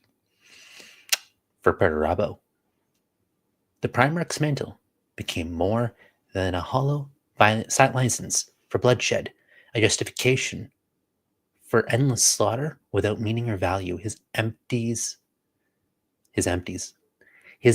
victories empty. Yeah, isn't that a crazy kind of little insight there about life? Like, if you don't have some type of like higher power, or if you're not looking forward to something, if you don't have life goals and stuff, man, like all of a sudden it just becomes like almost unbearable, you know? This seems that Yeah, brought there's like together no the point grand to any of the grand seams that brought together the grand cloth of the Grand Legion were its very own undoing. Cheers. Cheers, mate. I'll drink to that. Perfect Legion for it, honestly. And it wasn't even Chaos that did it. Like, at risk of enticing the Curse fans, it's like a sane Curse. I mean, yep, you're not wrong. Like, the Night Lords and the Iron Warriors are that perfect case of like, you didn't have to have Chaos for them to turn traitor. Like, the situation surrounding them and their Primarch completely led to their fall anyways. So no Khorne, no Nurgle, no Slaanesh, no Tzeentch needed for such things. Just as much as just kind Horus of brought idle together- hands, you know, or idle mind. Yeah. Just as much as Horus brought together the Loyalists at the best of times, without Horus, there would not have been a heresy at the worst of times. Mm-hmm. But would it have been a Lorgar heresy? Yeah, Dornian heresy. yeah. Rabusian heresy. Slaaneshi heresy. The low guards. Oh, that's low hanging fruit right there. I actually kind of ran out of answers, so I just went for the easy one. I sorely apologize.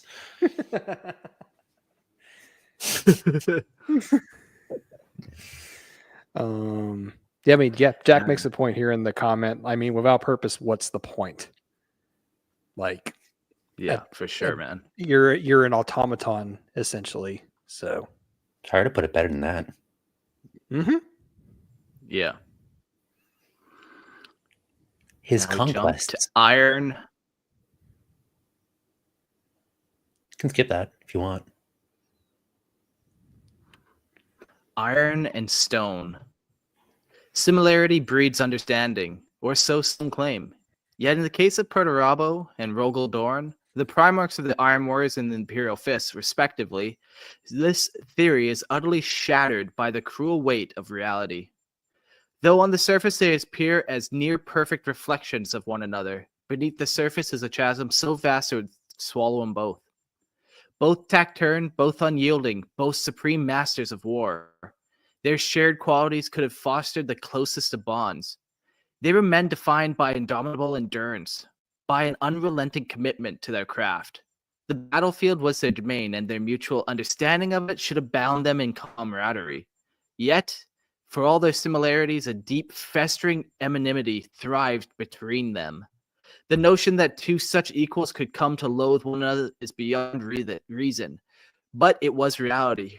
Perhaps from the very first moment they stood face to face. The true source of their rivalry remains unknown, only to Dorn and Perturabo, but the closer inspection of their actions and interactions reveal a pattern of behavior that offers a glimpse into their rift. It is clear that their very qualities they share were the source of their discord, not the bond that might have been expected. Both were abstinent, and their stubbornness was only amplified in the face of challenge. Both rarely spoke, retreating into their minds behind masks of stone and iron. And it was in that silence, so similar yet so oppressive, that they both provoked each other. So similar yet so The bluntness of one's words would send the other into the intransigence of both ensured that any disagreement would escalate into a bitter, unyielding standoff. So, quick little story about the Dorn / Perturabo feud. This is really quick. I can't remember what source it was from, but it was basically like a victory feast during the Great Crusade, and someone made like the who would win in this battle type of thing. And so someone made the comment of because it was known that both Dorn and Perturabo were good at siege mastery and fortification. So one of the Primarchs asked, who would actually win, Dorn or Perturabo, and who would actually breach whose walls the best. And of course, Dorn would just being Dorn said, I could breach Perturabo's walls, no problem. He would have very, very, very much difficulty breaching mine. That was the start of that whole entire feud. Just that little bit of wounded pride is what set everything off with them. I'm very much paraphrasing how that story went, but that was like the basic gist. Just that little bit. Huh. Yeah. Though the core of their rivalry may have been rooted in their similarities, it would be a mistake to ignore their differences. These differences, though often secondary, only exacerbated the tension between them. Both favored siegecraft and warfare, but how they applied it could not have been more different. Dorn, ever the idealist, viewed war with a certain nobility, even in the face of sacrifice. His pragmaticism never extended to accepting unnecessary bloodshed. He would bear casualties only when it was absolutely required. For Perturabo, there is no hesitation in applying overwhelming force, in sacrificing entire swaths of men, if it meant achieving his objective. Where Dorn held on to some semblance of the principle in the execution of war, Perturabo saw only the harsh, relentless logic of necessity. On these fractured foundations of idealism versus pragmaticism, the Great Crusade heaped pressure, accolades, and misfortune, each deepening the chasm between them. They were two sides of the same coin, but their shared pursuit of victory. They grew to despise what the other represented. And so, from that conflict, history would carve an enmity so potent it would lead both their legions to the precipice of ruin, dragging with them everything they had fought for and everything they had become. Yeah. It is interesting. Yeah, just with that small, slight kind of ruined what you had thought the best of friendships would be. Like, these guys designing cities together, making the Imperium safeguarding. That could have been the future, but no one really wanted that. Not even Perturabo wanted that, even though that's maybe what he pretended he wanted it sometimes. But looks over his shoulder, just as well as I made it, I could break it. I bet you that's going through their minds every single time they fortify an Imperial sector. Yeah, exactly. If I need to come back later and siege this place, how would I break it? Yeah, exactly. Leaves little trapdoors, little portcullises, places that he can sneak back in to re-siege if he has to. Damn right. Yeah. Break it better than them. Yeah.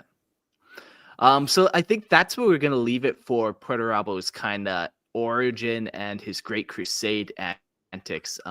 He was born on a planet that had very little time for anything but war, it seemed. Very cold and calculating, practical. The planet was always at war with one another, city-states on city-states. And when he came, he conquered that planet real quick without too much effort.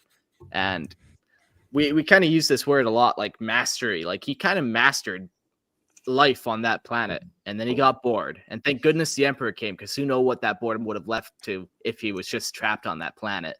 But he goes out into the galaxy and starts conquering after some slight step back, some slight kind of tweaks to how he envisions his legion. The legion is 1 in every 10 people. I think is too many. Just small little tweaks to the personnel.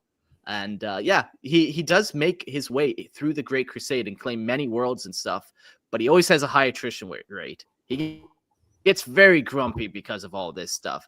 Over time, he starts getting all these shitty kind of fortification jobs, and now his legion's kind of scattered and just standing around idle, which also leads to just idle hands of the devil's playthings, which leads to more resentment, just like this angsty kind of boy left talking to himself, and the more he does, the madder he gets.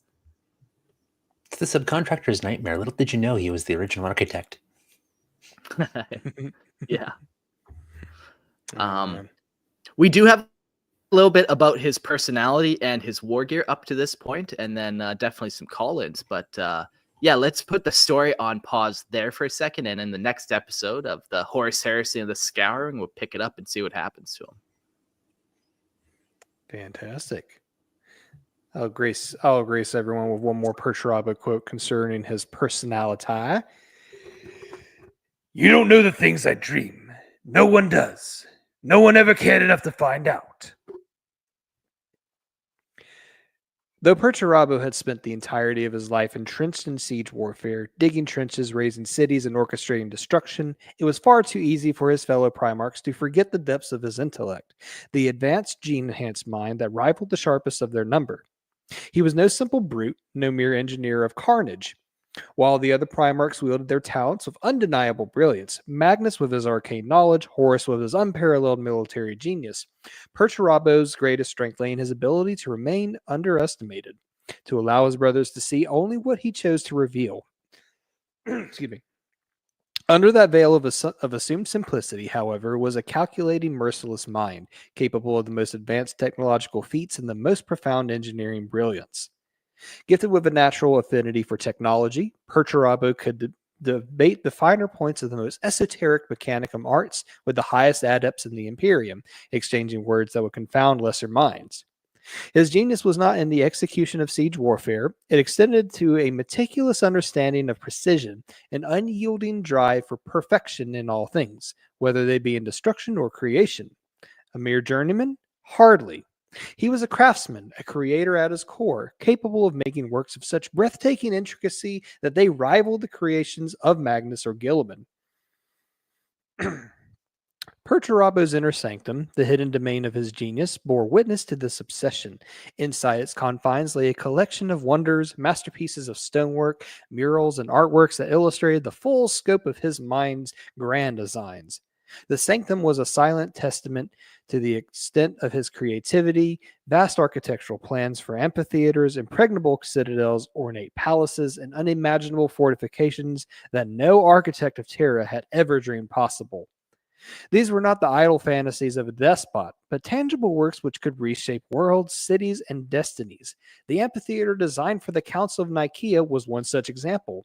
Its intended use as a venue for strength and skill twisted into a place of trial, a betrayal that shamed Perturabo beyond measure. But Perturabo's talents were not limited to the grand and the imposing. His genius extended into the smallest of creations, delicate machines, intricate trinkets, and impossible constructs that spoke to a hidden side of the Lord of Iron. He crafted miniature war machines, 40K reference, gilded bird cages that would never imprison a creature, and even a golden lion intended for Lionel Johnson, though it was left unfinished. These creations, built with the hands of a giant, spoke to a side of Perturabo few ever saw: his love of craft, his obsession with perfection, and the quiet anguish behind every failure. It's interesting. I really like how much he builds, and it's not just weapons that he builds. Sometimes it seems like he'll build things without even having a reason for it. He'll build it just for the sake of building it. For example, those gilded bird cages. It just seems like he wanted to make the perfect bird cage, the most elaborate design, the most confining or whatever, inescapable. That's just what he wanted to do it. He had no desire for the bird inside. Once again, he doesn't care who uses the stage and for what necessarily. He just kind of wants to do the build. To dip into this. Do it. Do it. Okay. To dip into this, to double dip into this nerd thing, if we're in Minecraft terms, Rogaldorn would be the big builder in Minecraft, but Perturabo would use all the redstone in Minecraft to make these intricate machines that go along with these grand structures. Yes, yes. And Redstone man. Angron is the creeper that fucks it all up. Ah. His sanctum, that's where we are. His sanctum, a hermetically sealed chamber known only to his trident, his most trusted counselors, was a treasure trove of history and genius, carefully preserved and hidden from the eyes of all but the most loyal. It was in this space that Perturabo's affinity for detail was most evident. He understood the minute intricacies of his craft better than anyone, whether it was reducing an alien fortress to rubble or calculating the golden ratio. That was a big one. I think that was part of the Fibonacci sequence we kind of alluded to earlier within the curvature of a design. Angron had condemned his attention to detail as wasted effort, while Gilliman lauded it as his greatest strength. Two different men, two divergent views, both of which were rooted in truth, but neither fully grasping the relentless drive that fueled Perturabo. And on the miniature wargaming thing, there is actually a scene between Perturabo and Fulgrim that, with Mark's permission, at the end of the episode, I'll read out to just as a sort of appreciation. Even though I do think he's a petulant man-child, he does, give credit where it's due. Give credit where it's due. Yeah. Liar said crafting with no goal. It's almost art. Liar the underrated. We have Jax the underrated, and now we got Liar the underrated. It's almost art. Yeah.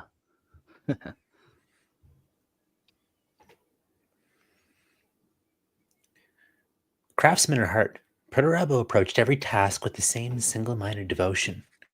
Each endeavor, whether building or destroying, was approached as though it might be his last. For his legacy was forged in the precision of every action.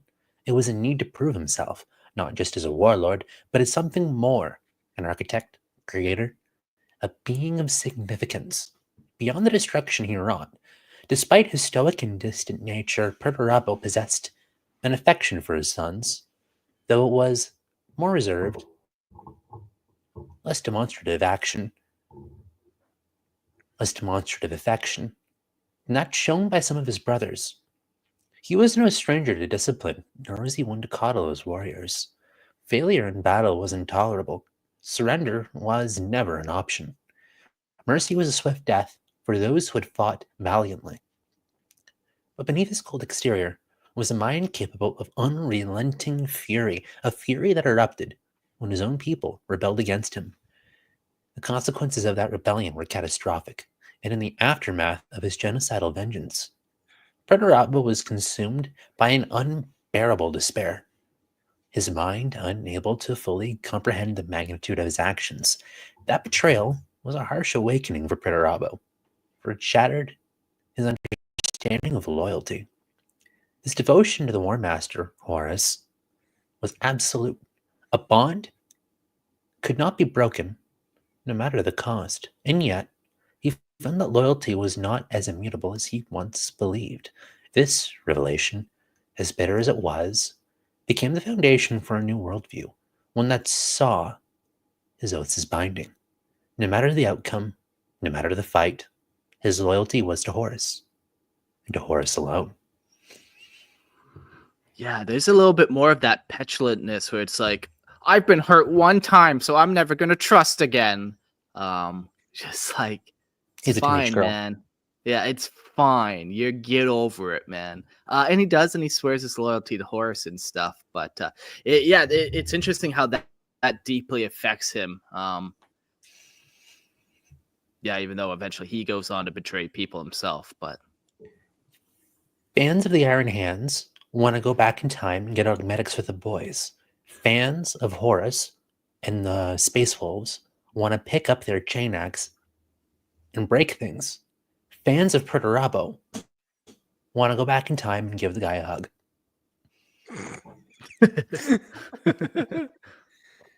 the Emperor should have just played some Warhammer with him when he was kind of doing his thing. real. That would have saved a lot of time, eh? It would have with that miniature clockwork titan. Yeah. Mm-hmm. Dad never plays with my Warhammer. Seth, don't spoil the scene in the chat. I'll get to it at the end. Just be patient. Seth, you gotta call in. You gotta.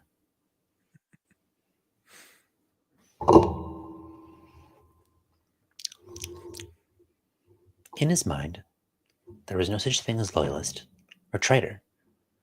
These were only those who fought for the Emperor's cause and those who did not.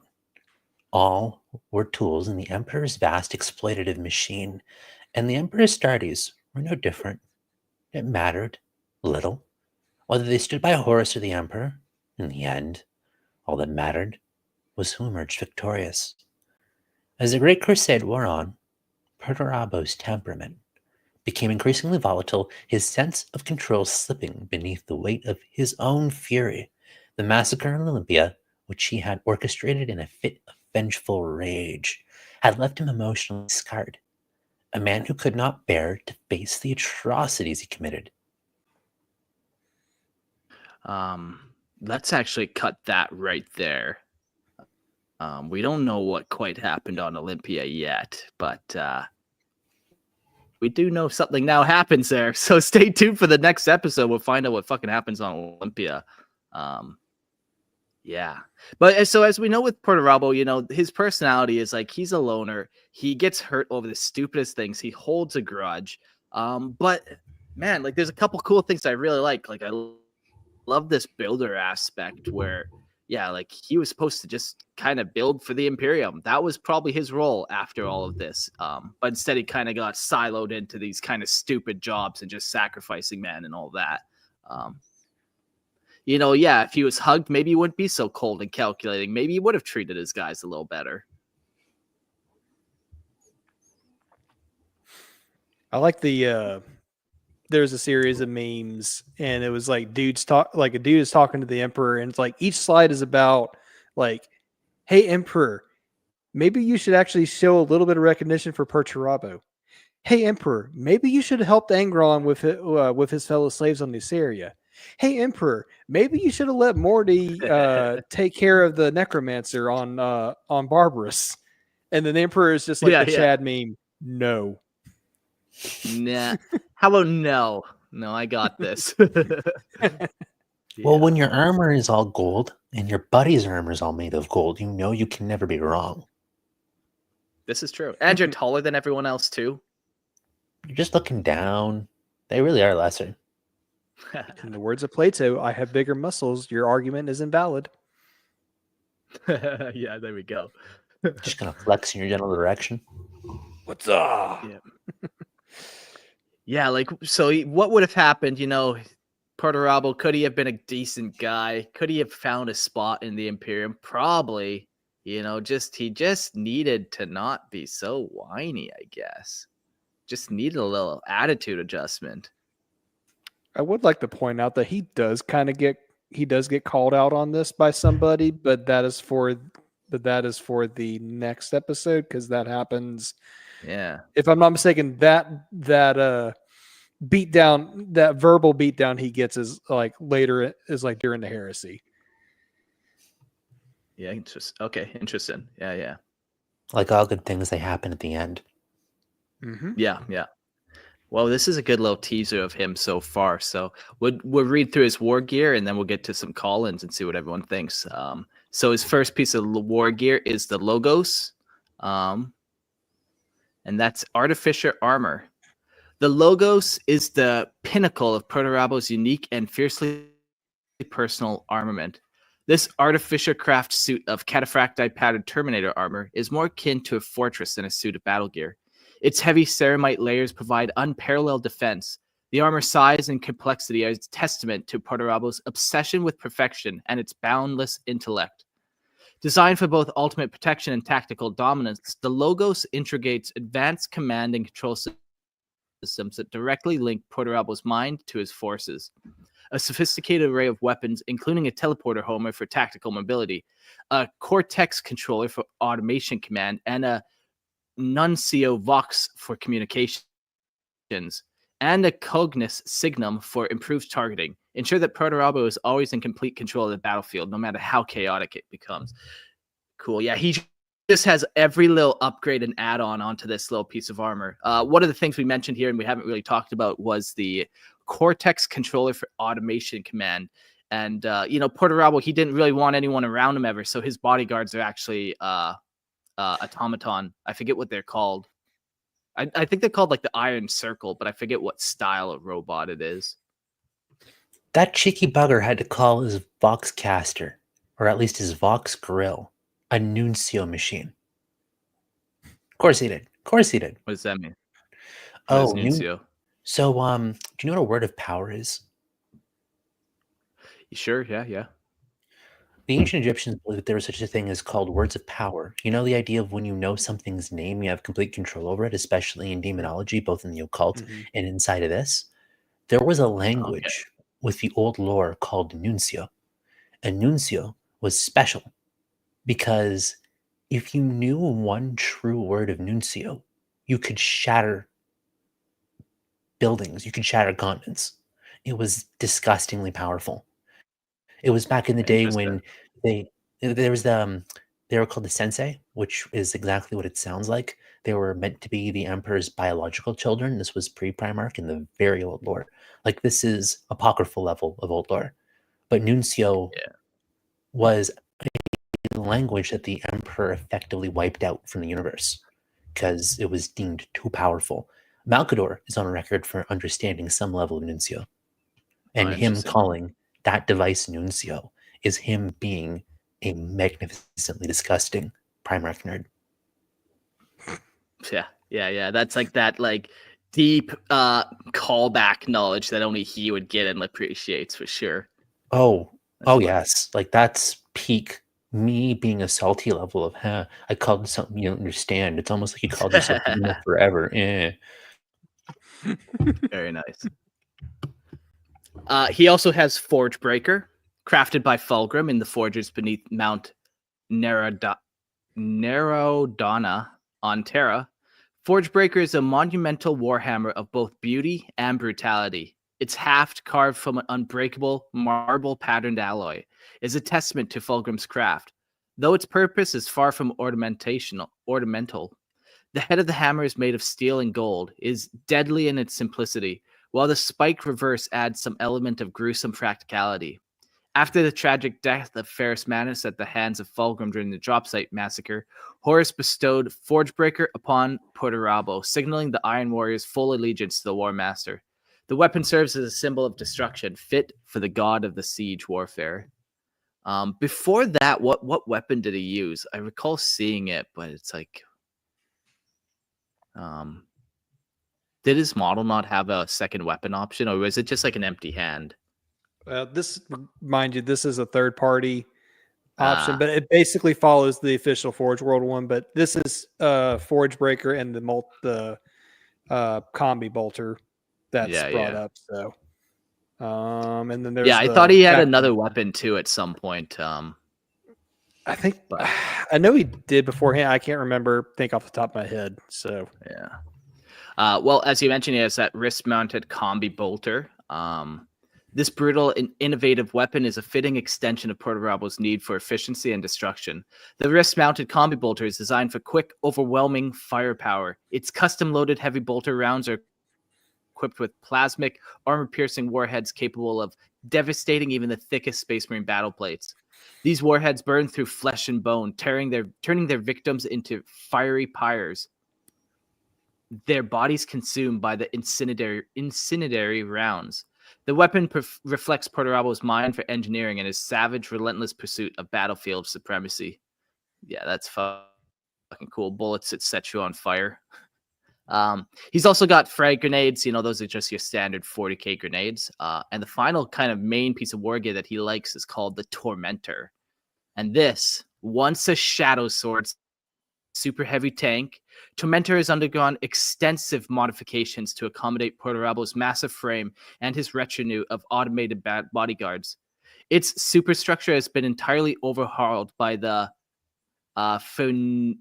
Machina, making it far more resilient and lethal than its original design. The enhanced weaponry of the tank allows it to lay waste to entire battalions with terrifying efficiency. No other vehicle in the Iron Warriors Legion's arsenal is as feared as Tormentor. It represents the ultimate expressions of Perturabo's warcraft, an unrelenting, unstoppable force capable of crushing, decimating anything in its path. Fucking owns a nice little tank for himself, and a Baneblade style tank nonetheless. Does it go choo choo? It goes choo choo. Yeah, you don't want to get in the way of this tank. It'll mess you up. Hell yeah, brother. Fun fact about the incendiary rounds, you can actually get those in this day and age for shotgun shells. They're called Dragon's Breath. Oh, if you ever get your hands on those in reality, please be mindful of your surroundings. Those things have burned down forests. Those things are very dangerous, and for that reason, they actually are illegal in several U.S. states. They're illegal, and I'm pretty sure 1/3 of the world at a minimum. Mm-hmm. Because I mean that all goes into like the whole flamethrower problem. Please don't ask me how I know this. Come on, we've all tried to buy flaming ammunition and been turned down by the government. I don't know why they don't think we can handle it, but That's gasoline-based napalm. That doesn't count. yeah, So cool. Well, yeah, that was the episode. That was some of his war gear and all that kind of stuff, kind of that history, like we said. And yeah, that leaves us ready to dive into the Horus Heresy next episode. We are taking call-ins if anyone wants to call in. I just dropped a link in the chat, and yeah, we got time for a call-in or two. Who do you think's going to be our first victim? Looks I think like we have got a volunteer for tribute. yeah. Let's start with Jack first. Give me a little nod if you're ready. Hey, Jack, welcome to the show. How's it going? Yeah. I just want to really open good. with I just want to open with a thank you for opening this with a better Primarch than I don't know, somebody like Kurz or something, somebody lame like that. yeah, of course. Just want to say, at least we're starting strong. Yeah. I know what the people want, and they don't want Kurz. I've learned No, that. everybody hates Kurz. Like Kurz is lame. Really. Nobody wants curse. No. Yeah. Could you imagine wanting curse? No, exactly. Who wants Conrad Kurz? He's the lamest. Not even the Emperor wanted him. Exactly. That's why we want Perturabo, the opposite, the evil autism. It's great. None of the Chaos Gods prefer him either. Exactly. No. Us autistics, we have it hard. So, yeah, you're a fan of Perturabo. You like him? Sure, I guess. I mean, listen, he's better, Sure! he's better than Kurz. I know nothing about him. Okay.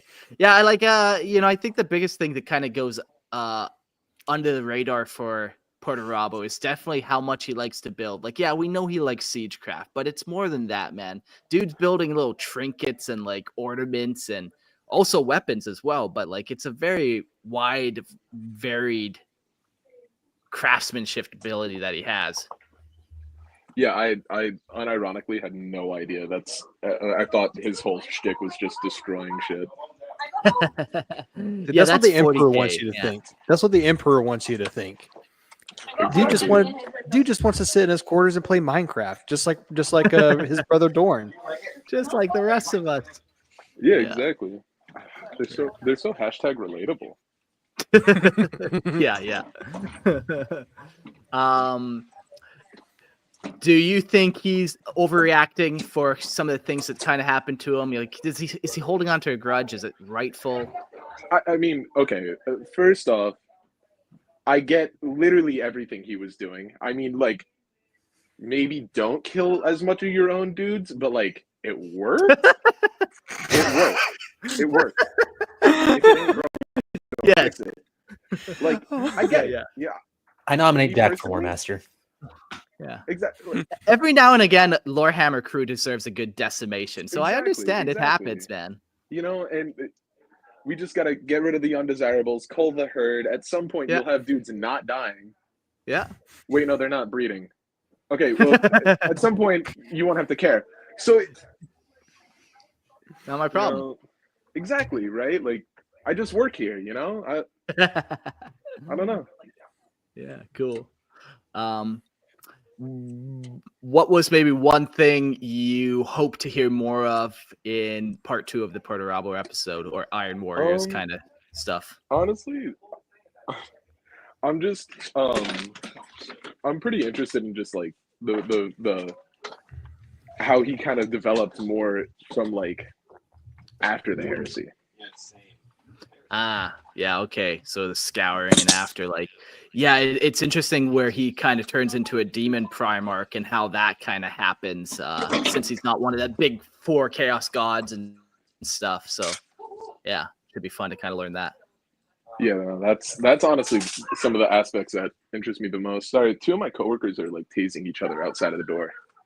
Okay, well, That's hot. go get at. Yeah, right. Yeah. Like I don't know. Go get in on that. I'm scared. Yeah, that's pretty much. Aside from like the other stuff I learned about, the Emperor's children and how they have sex with each other. It was a pretty. I didn't know he built. I didn't know the Emperor's children were all having sex with each other. Those and 2 it's things nice we to see the learned. representation. Yeah, Yeah, that's yeah. what I took away. They do absolutely I love it. nothing else. Yeah, Well, if that's what you took away, Lorehammer's doing its job. So good on all of us. exactly. I derailed more like on the rails, and on the crazy train. It's Yeah. More like snorting a rail, but Yeah, we don't and want you to know get what? derailed here. Listen. Snorting rails, that means you're rich. All right, you don't do coke unless you got the money to do coke. Coke money. This is You sound like an Emperor's Children's fan. yeah. I honestly, I don't know anything about them, and you know who'll teach me? Lorehammer. You get it. Welcome to the club. You're Yeah, one we of got us. you. Exactly. Don't worry. Cool. I don't know Well, thanks anything. for calling in there, Jack. I don't know if I want to say it was insightful, but I laughed, so that's nice. Yeah, Yeah. and that's the insight we really need. Yeah, exactly. All right, cool, All man. right. Thank you for calling in. Have a good one, guys. All right, we got one more call, and we'll welcome Seth to the stage. Just give me a little nod if you're good to go. All right, hey, welcome back. Hello, fellow Iron Warriors, sons of Ooh, you're- Perturabo. You're a fan of the black and yellow stripes, are you? Yes, of course. I love chaos and filth, the dark gods. He says while wearing an Imperial Guardsman helmet. Yeah. Do I still have that on? No idea what We you're talking never about, good stop sir. there. Yeah. Don't decimate them. Leave them alone. No clue what you're Cadia talking about. stands. We're just like Family Guy. Cadia stands, unlike you, Joe. Well, I Dorn still loves his children, so he's been gone for 10,000 years, but I'm pretty sure he still loves us last time I checked. yeah. That's just time fuckery in the warp. He didn't mean to be gone that long. He'll be coming back. Don't worry. Yeah, no, he's coming back with his fortified almond milk. Hide and go seek tag. What did you do with the phalanx? You fucking wrecked it. Yeah. Yeah. So Perturabo, do you like his character? I don't know. Tell me your thoughts about him. Okay, so you know how big Dorn fanboy Imperial Fists, gotta love him. But I gotta say, I do love how Perturabo sort of. I did mention it earlier. I don't like the theory that each Primarch is meant to be an anti-version of another Primarch. I do like the idea that there are certain facets that each Primarch is supposed to be good at. I really enjoy how Perturabo is. Yes, he's supposed to be anti-Dorn, but he does Dorn's job too. He does a little bit of Gilliam and being a tactician, and I think that's real. He's very immature about it. He's given so much and decides to do nothing except yell and throw things. But I think he's actually pretty cool. Don't tell any of my other fellow Fist players, but like he's kind of neat. Like if I had to play any Chaos Space Marine faction, it'd probably be Iron Warriors or Alpha Legion, in which case I can do a little bit of both.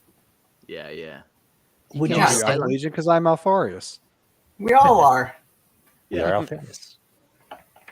Would you say you can appreciate Dorn better by having Perturabo to contrast against? Oh, definitely. Because Dorn and Perturabo are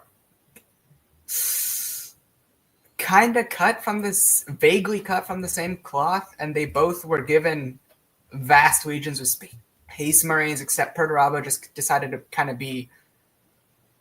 he decided to pity himself more, whereas Dorn, kind of just sucked it up and just, fortified. Yeah. He fortified his emotions. Yeah, there's a saying where oh man, fuck, it's gone from me. But basically it's like pitying yourself is one of the worst things you can do to yourself because it's comfortable, it's easy. People then feel sorry for you, and then that gives you a little hit of endorphins or whatever. It's a very easy spot to kind of be in, this like self-pity, kind of self-hatred, victim mentality. Oh, yeah. Yeah. And that's, where he kind of falls into it. It's like, he wants everyone to acknowledge him because then it kind of makes him feel good. But at the same time, it's like kind of a fucking dick about it always. Yeah, Perturabo could have fully been like another Dorn. He could have been like another Gilliman, but he chose not to. He chose decimation, essentially. He chose decimation, yeah. Peace was never an option. Yeah. There's only war. Okay, question for you, Seth. Let me rephrase your statement about Perturabo being like the anti-Dorn. Would you say that's more of, so you say you don't like it as an intentional design. What if it just, because of how each Primarch is, that's just how it naturally fell into place? Like what you were saying, Perturabo could be another Dorn. He could have been another Gilman, but because of his choices, he just happened to have landed into that anti-Dorn type of role, so to speak. Yeah. Would that be a little bit more palatable, or that sounds more right? Yeah, it was because of it wasn't entirely his fault that he he was a little bit forced into becoming a sort of Dorn, anti-Dorn type character because of the Emperor giving the Iron Warriors the worst assignments, setting them against the Sloth, the Frud, and the Rangden. But I feel like, no, what you said totally makes sense. Is there any Primarch that you could make disappear that you think would make Perturabo better? A Primarch who would make Perturabo better? By not being there. I mean,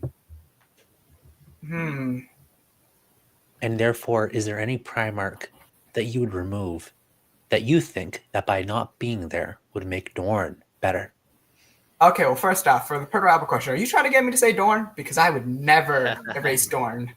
No, I think they're needed. They're two sides of that same coin. No trick question here. Yeah. I would hope not. No trick I question. haven't read much of the Horus Heresy books because I cannot afford them. But we're all inquisitors here. Yeah, but so for if I could erase any Primarch to make Perturabo better, Lorgar seems like an answer, but it was kind of Perturabo. The answer is always a Lorgar. If you're trying to make a Primarch better, it's always Lorgar. That's funny. But you're not wrong. You're not wrong. Perturabo. Honestly, sounds a bit silly, but the best Primarch to make Perturabo better is just get rid of Perturabo. I mean, that's not a wrong answer either. Better, there's like, that's actually kind of tricky question because like the Emperor forced him into being what he is now. The Emperor gave his Legion all the worst assignments. I think though, like that trend already pretty much had happened. Like I think Perturabo sealed the fate of his Legion as soon as he decimated. Like that was the direction of the Legion, and from there it's like, okay, all of a sudden everyone's looking at you like you're crazy. And then all of a sudden your casualty reports come back and they're super high. And then all your allies start saying like, all we ever do is just run at the wall and make body piles, and all these things start stacking up before the Emperor finally is like, okay, like you guys are kind of out of control here. Like take a step back. Right. Yeah, Perturabo keeps going down like further and further himself without anyone really holding his hand. He's just doing it to himself. And Nemo, earlier you asked if I could remove any Primarch to change Dorn. Did you say make Dorn better or make Dorn worse? I believe that there are no Primarchs that are truly alone. And that if you really wanna, if you have a favorite Primarch, any favorite Primarch, even if it is one of the lesser ones, like with the Night Lords, it's by comparing them to other Primarchs so you can understand them better. Yeah. For sure, for sure. To an Okay. improvement for both. Sorry. I was kind of screwing with you. I'm terribly sorry for the most part. If I were to make Perturabo better, this might be crazy, but maybe I'd say Fulgrim, because Fulgrim kind of went around antagonizing him specifically, like during that scene. I'm not going to spoil too much, but Gerald during that scene, you know what I'm talking about. So Yeah, I'd say maybe. I got that scene pulled up for whenever Mark's ready for me. So Yeah, you could almost read it right after Seth here. Because Fulgrim is supposed to be grandeur and being over the top, and Perturabo is just working man. Evil. He's the embodiment of evil Home Depot. He's gonna. I don't know. Passing it there, just use it, fortify and destroy That's you. perfect. Oh, it's beautiful. Thank you. I love that analogy. I'm going to start using it now. Evil Home Depot. I'm stealing that. So Perturabo's kind of like that. He's very much not like Fulgrim, so I could see where Fulgrim being Fulgrim would antagonize him. So I'd say Fulgrim would probably make Perturabo maybe at least a little bit more sufferable. As for, I think you asked me earlier, I could be wrong, but I think you asked me how would I make a Dorn worse? I have read the Dornian Heresy, so the answer would be Horus, because if you didn't have Horus, then it was either going to be the Lion or Dorn who became War Master. Hence, all of that follows. Not that Dorn would ever be bad, of course. He's too amazing. His soul is too fortified. His mustache is too great. Of course, his glorious mustache. The jawline is fortified. I must fortify this position, Father. Cool. Any other thoughts there, Seth? Or Other than I really wanted to remark that his armory is pretty cool. Of You all don't the really see Primarchs, it he is one of the cooler ones for sure, where it's like super custom, like You see just Vulcan looks using flamers heavy. a lot. But honestly, out of the Chaos Space Marine Legions, I could absolutely see like Perturabo and the Iron Warriors using a ton of like flamers and meltas. I think that'd be a really cool choice for like a Chaos Space Marine army. Yeah, I'm still going like all artillery, man. That would be the Iron Warriors. I would do just all artillery. Yeah, no, There's- definitely. And there's just something so primal about like that just raw steel and the black and yellow hazard stripes. There's just something so primal about that drip. Right, man. no. Yeah, Ooh. the evil Home Depot drip. Caution. Don't want to Yeah, get hurt well, here. I really want to hear that quote, so I'll get out of here. Thanks right, for letting me call in. All right, cool, Seth. Thanks. Adios. All right, Gerald, lay that little quote on us, that little story. It's a somewhat lengthy excerpt, so I'm just going to try and keep it to just like the dialogue. But for context, it's Perturabo and Fulgrim are cooperating in a campaign, and then Fulgrim enters Perturabo's quarters while he's kind of tinkering with like a miniature Warhound Titan. Again, 40K reference. Perturabo sighed and returned his attention to the clockwork model of the Warhound. You are never so certain as when you don't know just how wrong you can be. Is it broken? Asked Fulgrim. The perpetual motion driver at its heart is losing time, said Perturabo. I thought that was impossible. On the contrary, a genius of old Earth discovered the theoretical principles thousands of years ago, but he lacked the technology to manufacture a working prototype. I have many of his journals and secret papers in my library and was able to extrapolate what had been lost to draw up the schematics for Vulcan to build. Fulgrim nodded, already bored. I would have thought Vulcan would have better things to do with his forges, like making guns and swords. Then you don't know him at all, said Perturabo. His love of the forge encompasses all things, from crafting weapons to fashioning miniature wonders of artifice. But that one thing isn't working, asked Fulgrim. Then he's not as good as I heard. No, it was perfect. It was damaged during the fight at Fall. It fell from a shelf and the mechanism was knocked out of alignment. If you listen closely, you can hear the variation in each cycle of its mechanical heart. I have no interest in your toys, said Fulgrim. Listen, insisted Perturabo. Let's see here. Fulgrim sighed and leaned in close to the table, turning his head to listen. Perturabo's hand flashed out and gripped Fulgrim's hair. With sudden force, he slammed his brother's face into the warhound. The wondrous automaton shattered into 1,000 pieces at Fulgrim's head, as Fulgrim's head crunched into the pitted surface of the workbench. Fulgrim cried out in pain and painful shock, and his captain surged forward. Fulgrim's eyes blazed black and his face glimmered with reptilian malice. He started to speak, but Perturabo didn't give him the chance. Like a fist fighter going for the kill, he battered his brother's face with pistoning jabs until he had him backed up against an iron column. He pinned Fulgrim in place and drew back his free hand to reach the forge breaker. The hammer rose, but Perturabo left the blow hanging. Fulgrim's perfect face was met with wound, leaking blood, snot, and tears. His breath was hoarse and clogged with phlegm and broken teeth. His eyes were swollen shut. He tried to speak, but Perturabo cut him off again. No, brother. I am speaking now, and you will listen to me. I have bitten my tongue and allowed you to bring my legion into this place. I have followed your lead in all things. I have listened to your tall tales and allowed you to set the pace of this expedition. That ends now. He released Fulgrim, who held himself erect in the face of Perturabo's cold anger. He continued, your warriors have no discipline. Monsters fight your battles, and you have allowed an entire vessel to be sacrificed in the name of vanity, but no more. From here onwards, I am in charge for the duration of this mission. Your legion is mine to command. Your warriors will obey my orders, they will follow my lead, and they will do nothing except by my command. If you agree to that, then we will continue on into the Eye of Terror and finish this together. If you don't, then I will take my legion and leave you here. Do you understand? Fulgrim nodded and swallowed a mouthful of blood. I understand, brother, he said, and his voice gargled in mangled mockery of its once perfect cadence.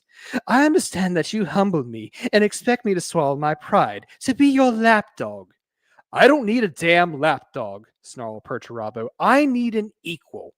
But I'm not your equal, brother, said Fulgrim, grinning through his bloodied features, as though this outburst of violence was somehow amusing. I surpass you in every way, and yet I am the one holding the hammer. Fire. Nice. Yeah, cool. That's a fun little read. So that's from when they go on a nice little adventure into the Eye of Terror together. This excerpt was from Angel Exterminatus, for those that were curious, one of the Horus Heresy books. So, yeah, very cool. Cool. Well, yeah, we're going to learn all about that in the next episode, so it should be pretty cool. But that's all for this one, episode 150. What a time. Perturabo, Origins, and Great Crusade. We did it.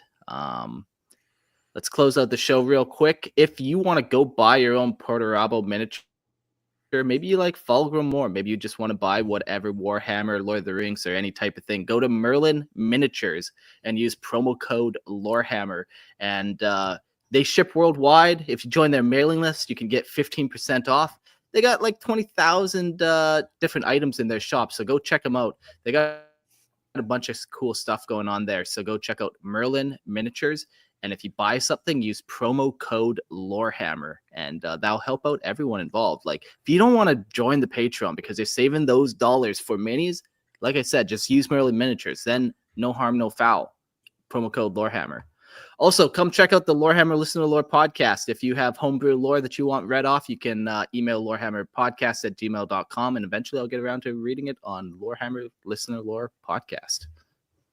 And if you want to hear some more of my dulcet tones, come on over to the Grim Lore podcast, where my co-host Ray and I talk about Warhammer Fantasy, a little bit of Age of Sigmar, and then whatever Grey Mandor Dark settings we want to talk about. Our most recent episode, we actually delved into Fallout, so enjoy. Oh, cool. So have yourself a listen. It's cool. A lot of fun chicanery was to be had.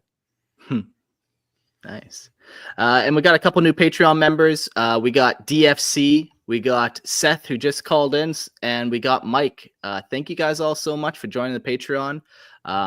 if you ever want to join, there's links in the description below. And I guess we'll leave it at that. Stay tuned for the next episode and see what happens to Perturabo. Thanks, guys, for making it. Can I get a good old iron within, iron without? Iron Iron within, iron without. Can I say it backward? You can try. Do it. Iron without, iron within. Vote. Vote now. What do you prefer? All right, adios, everyone.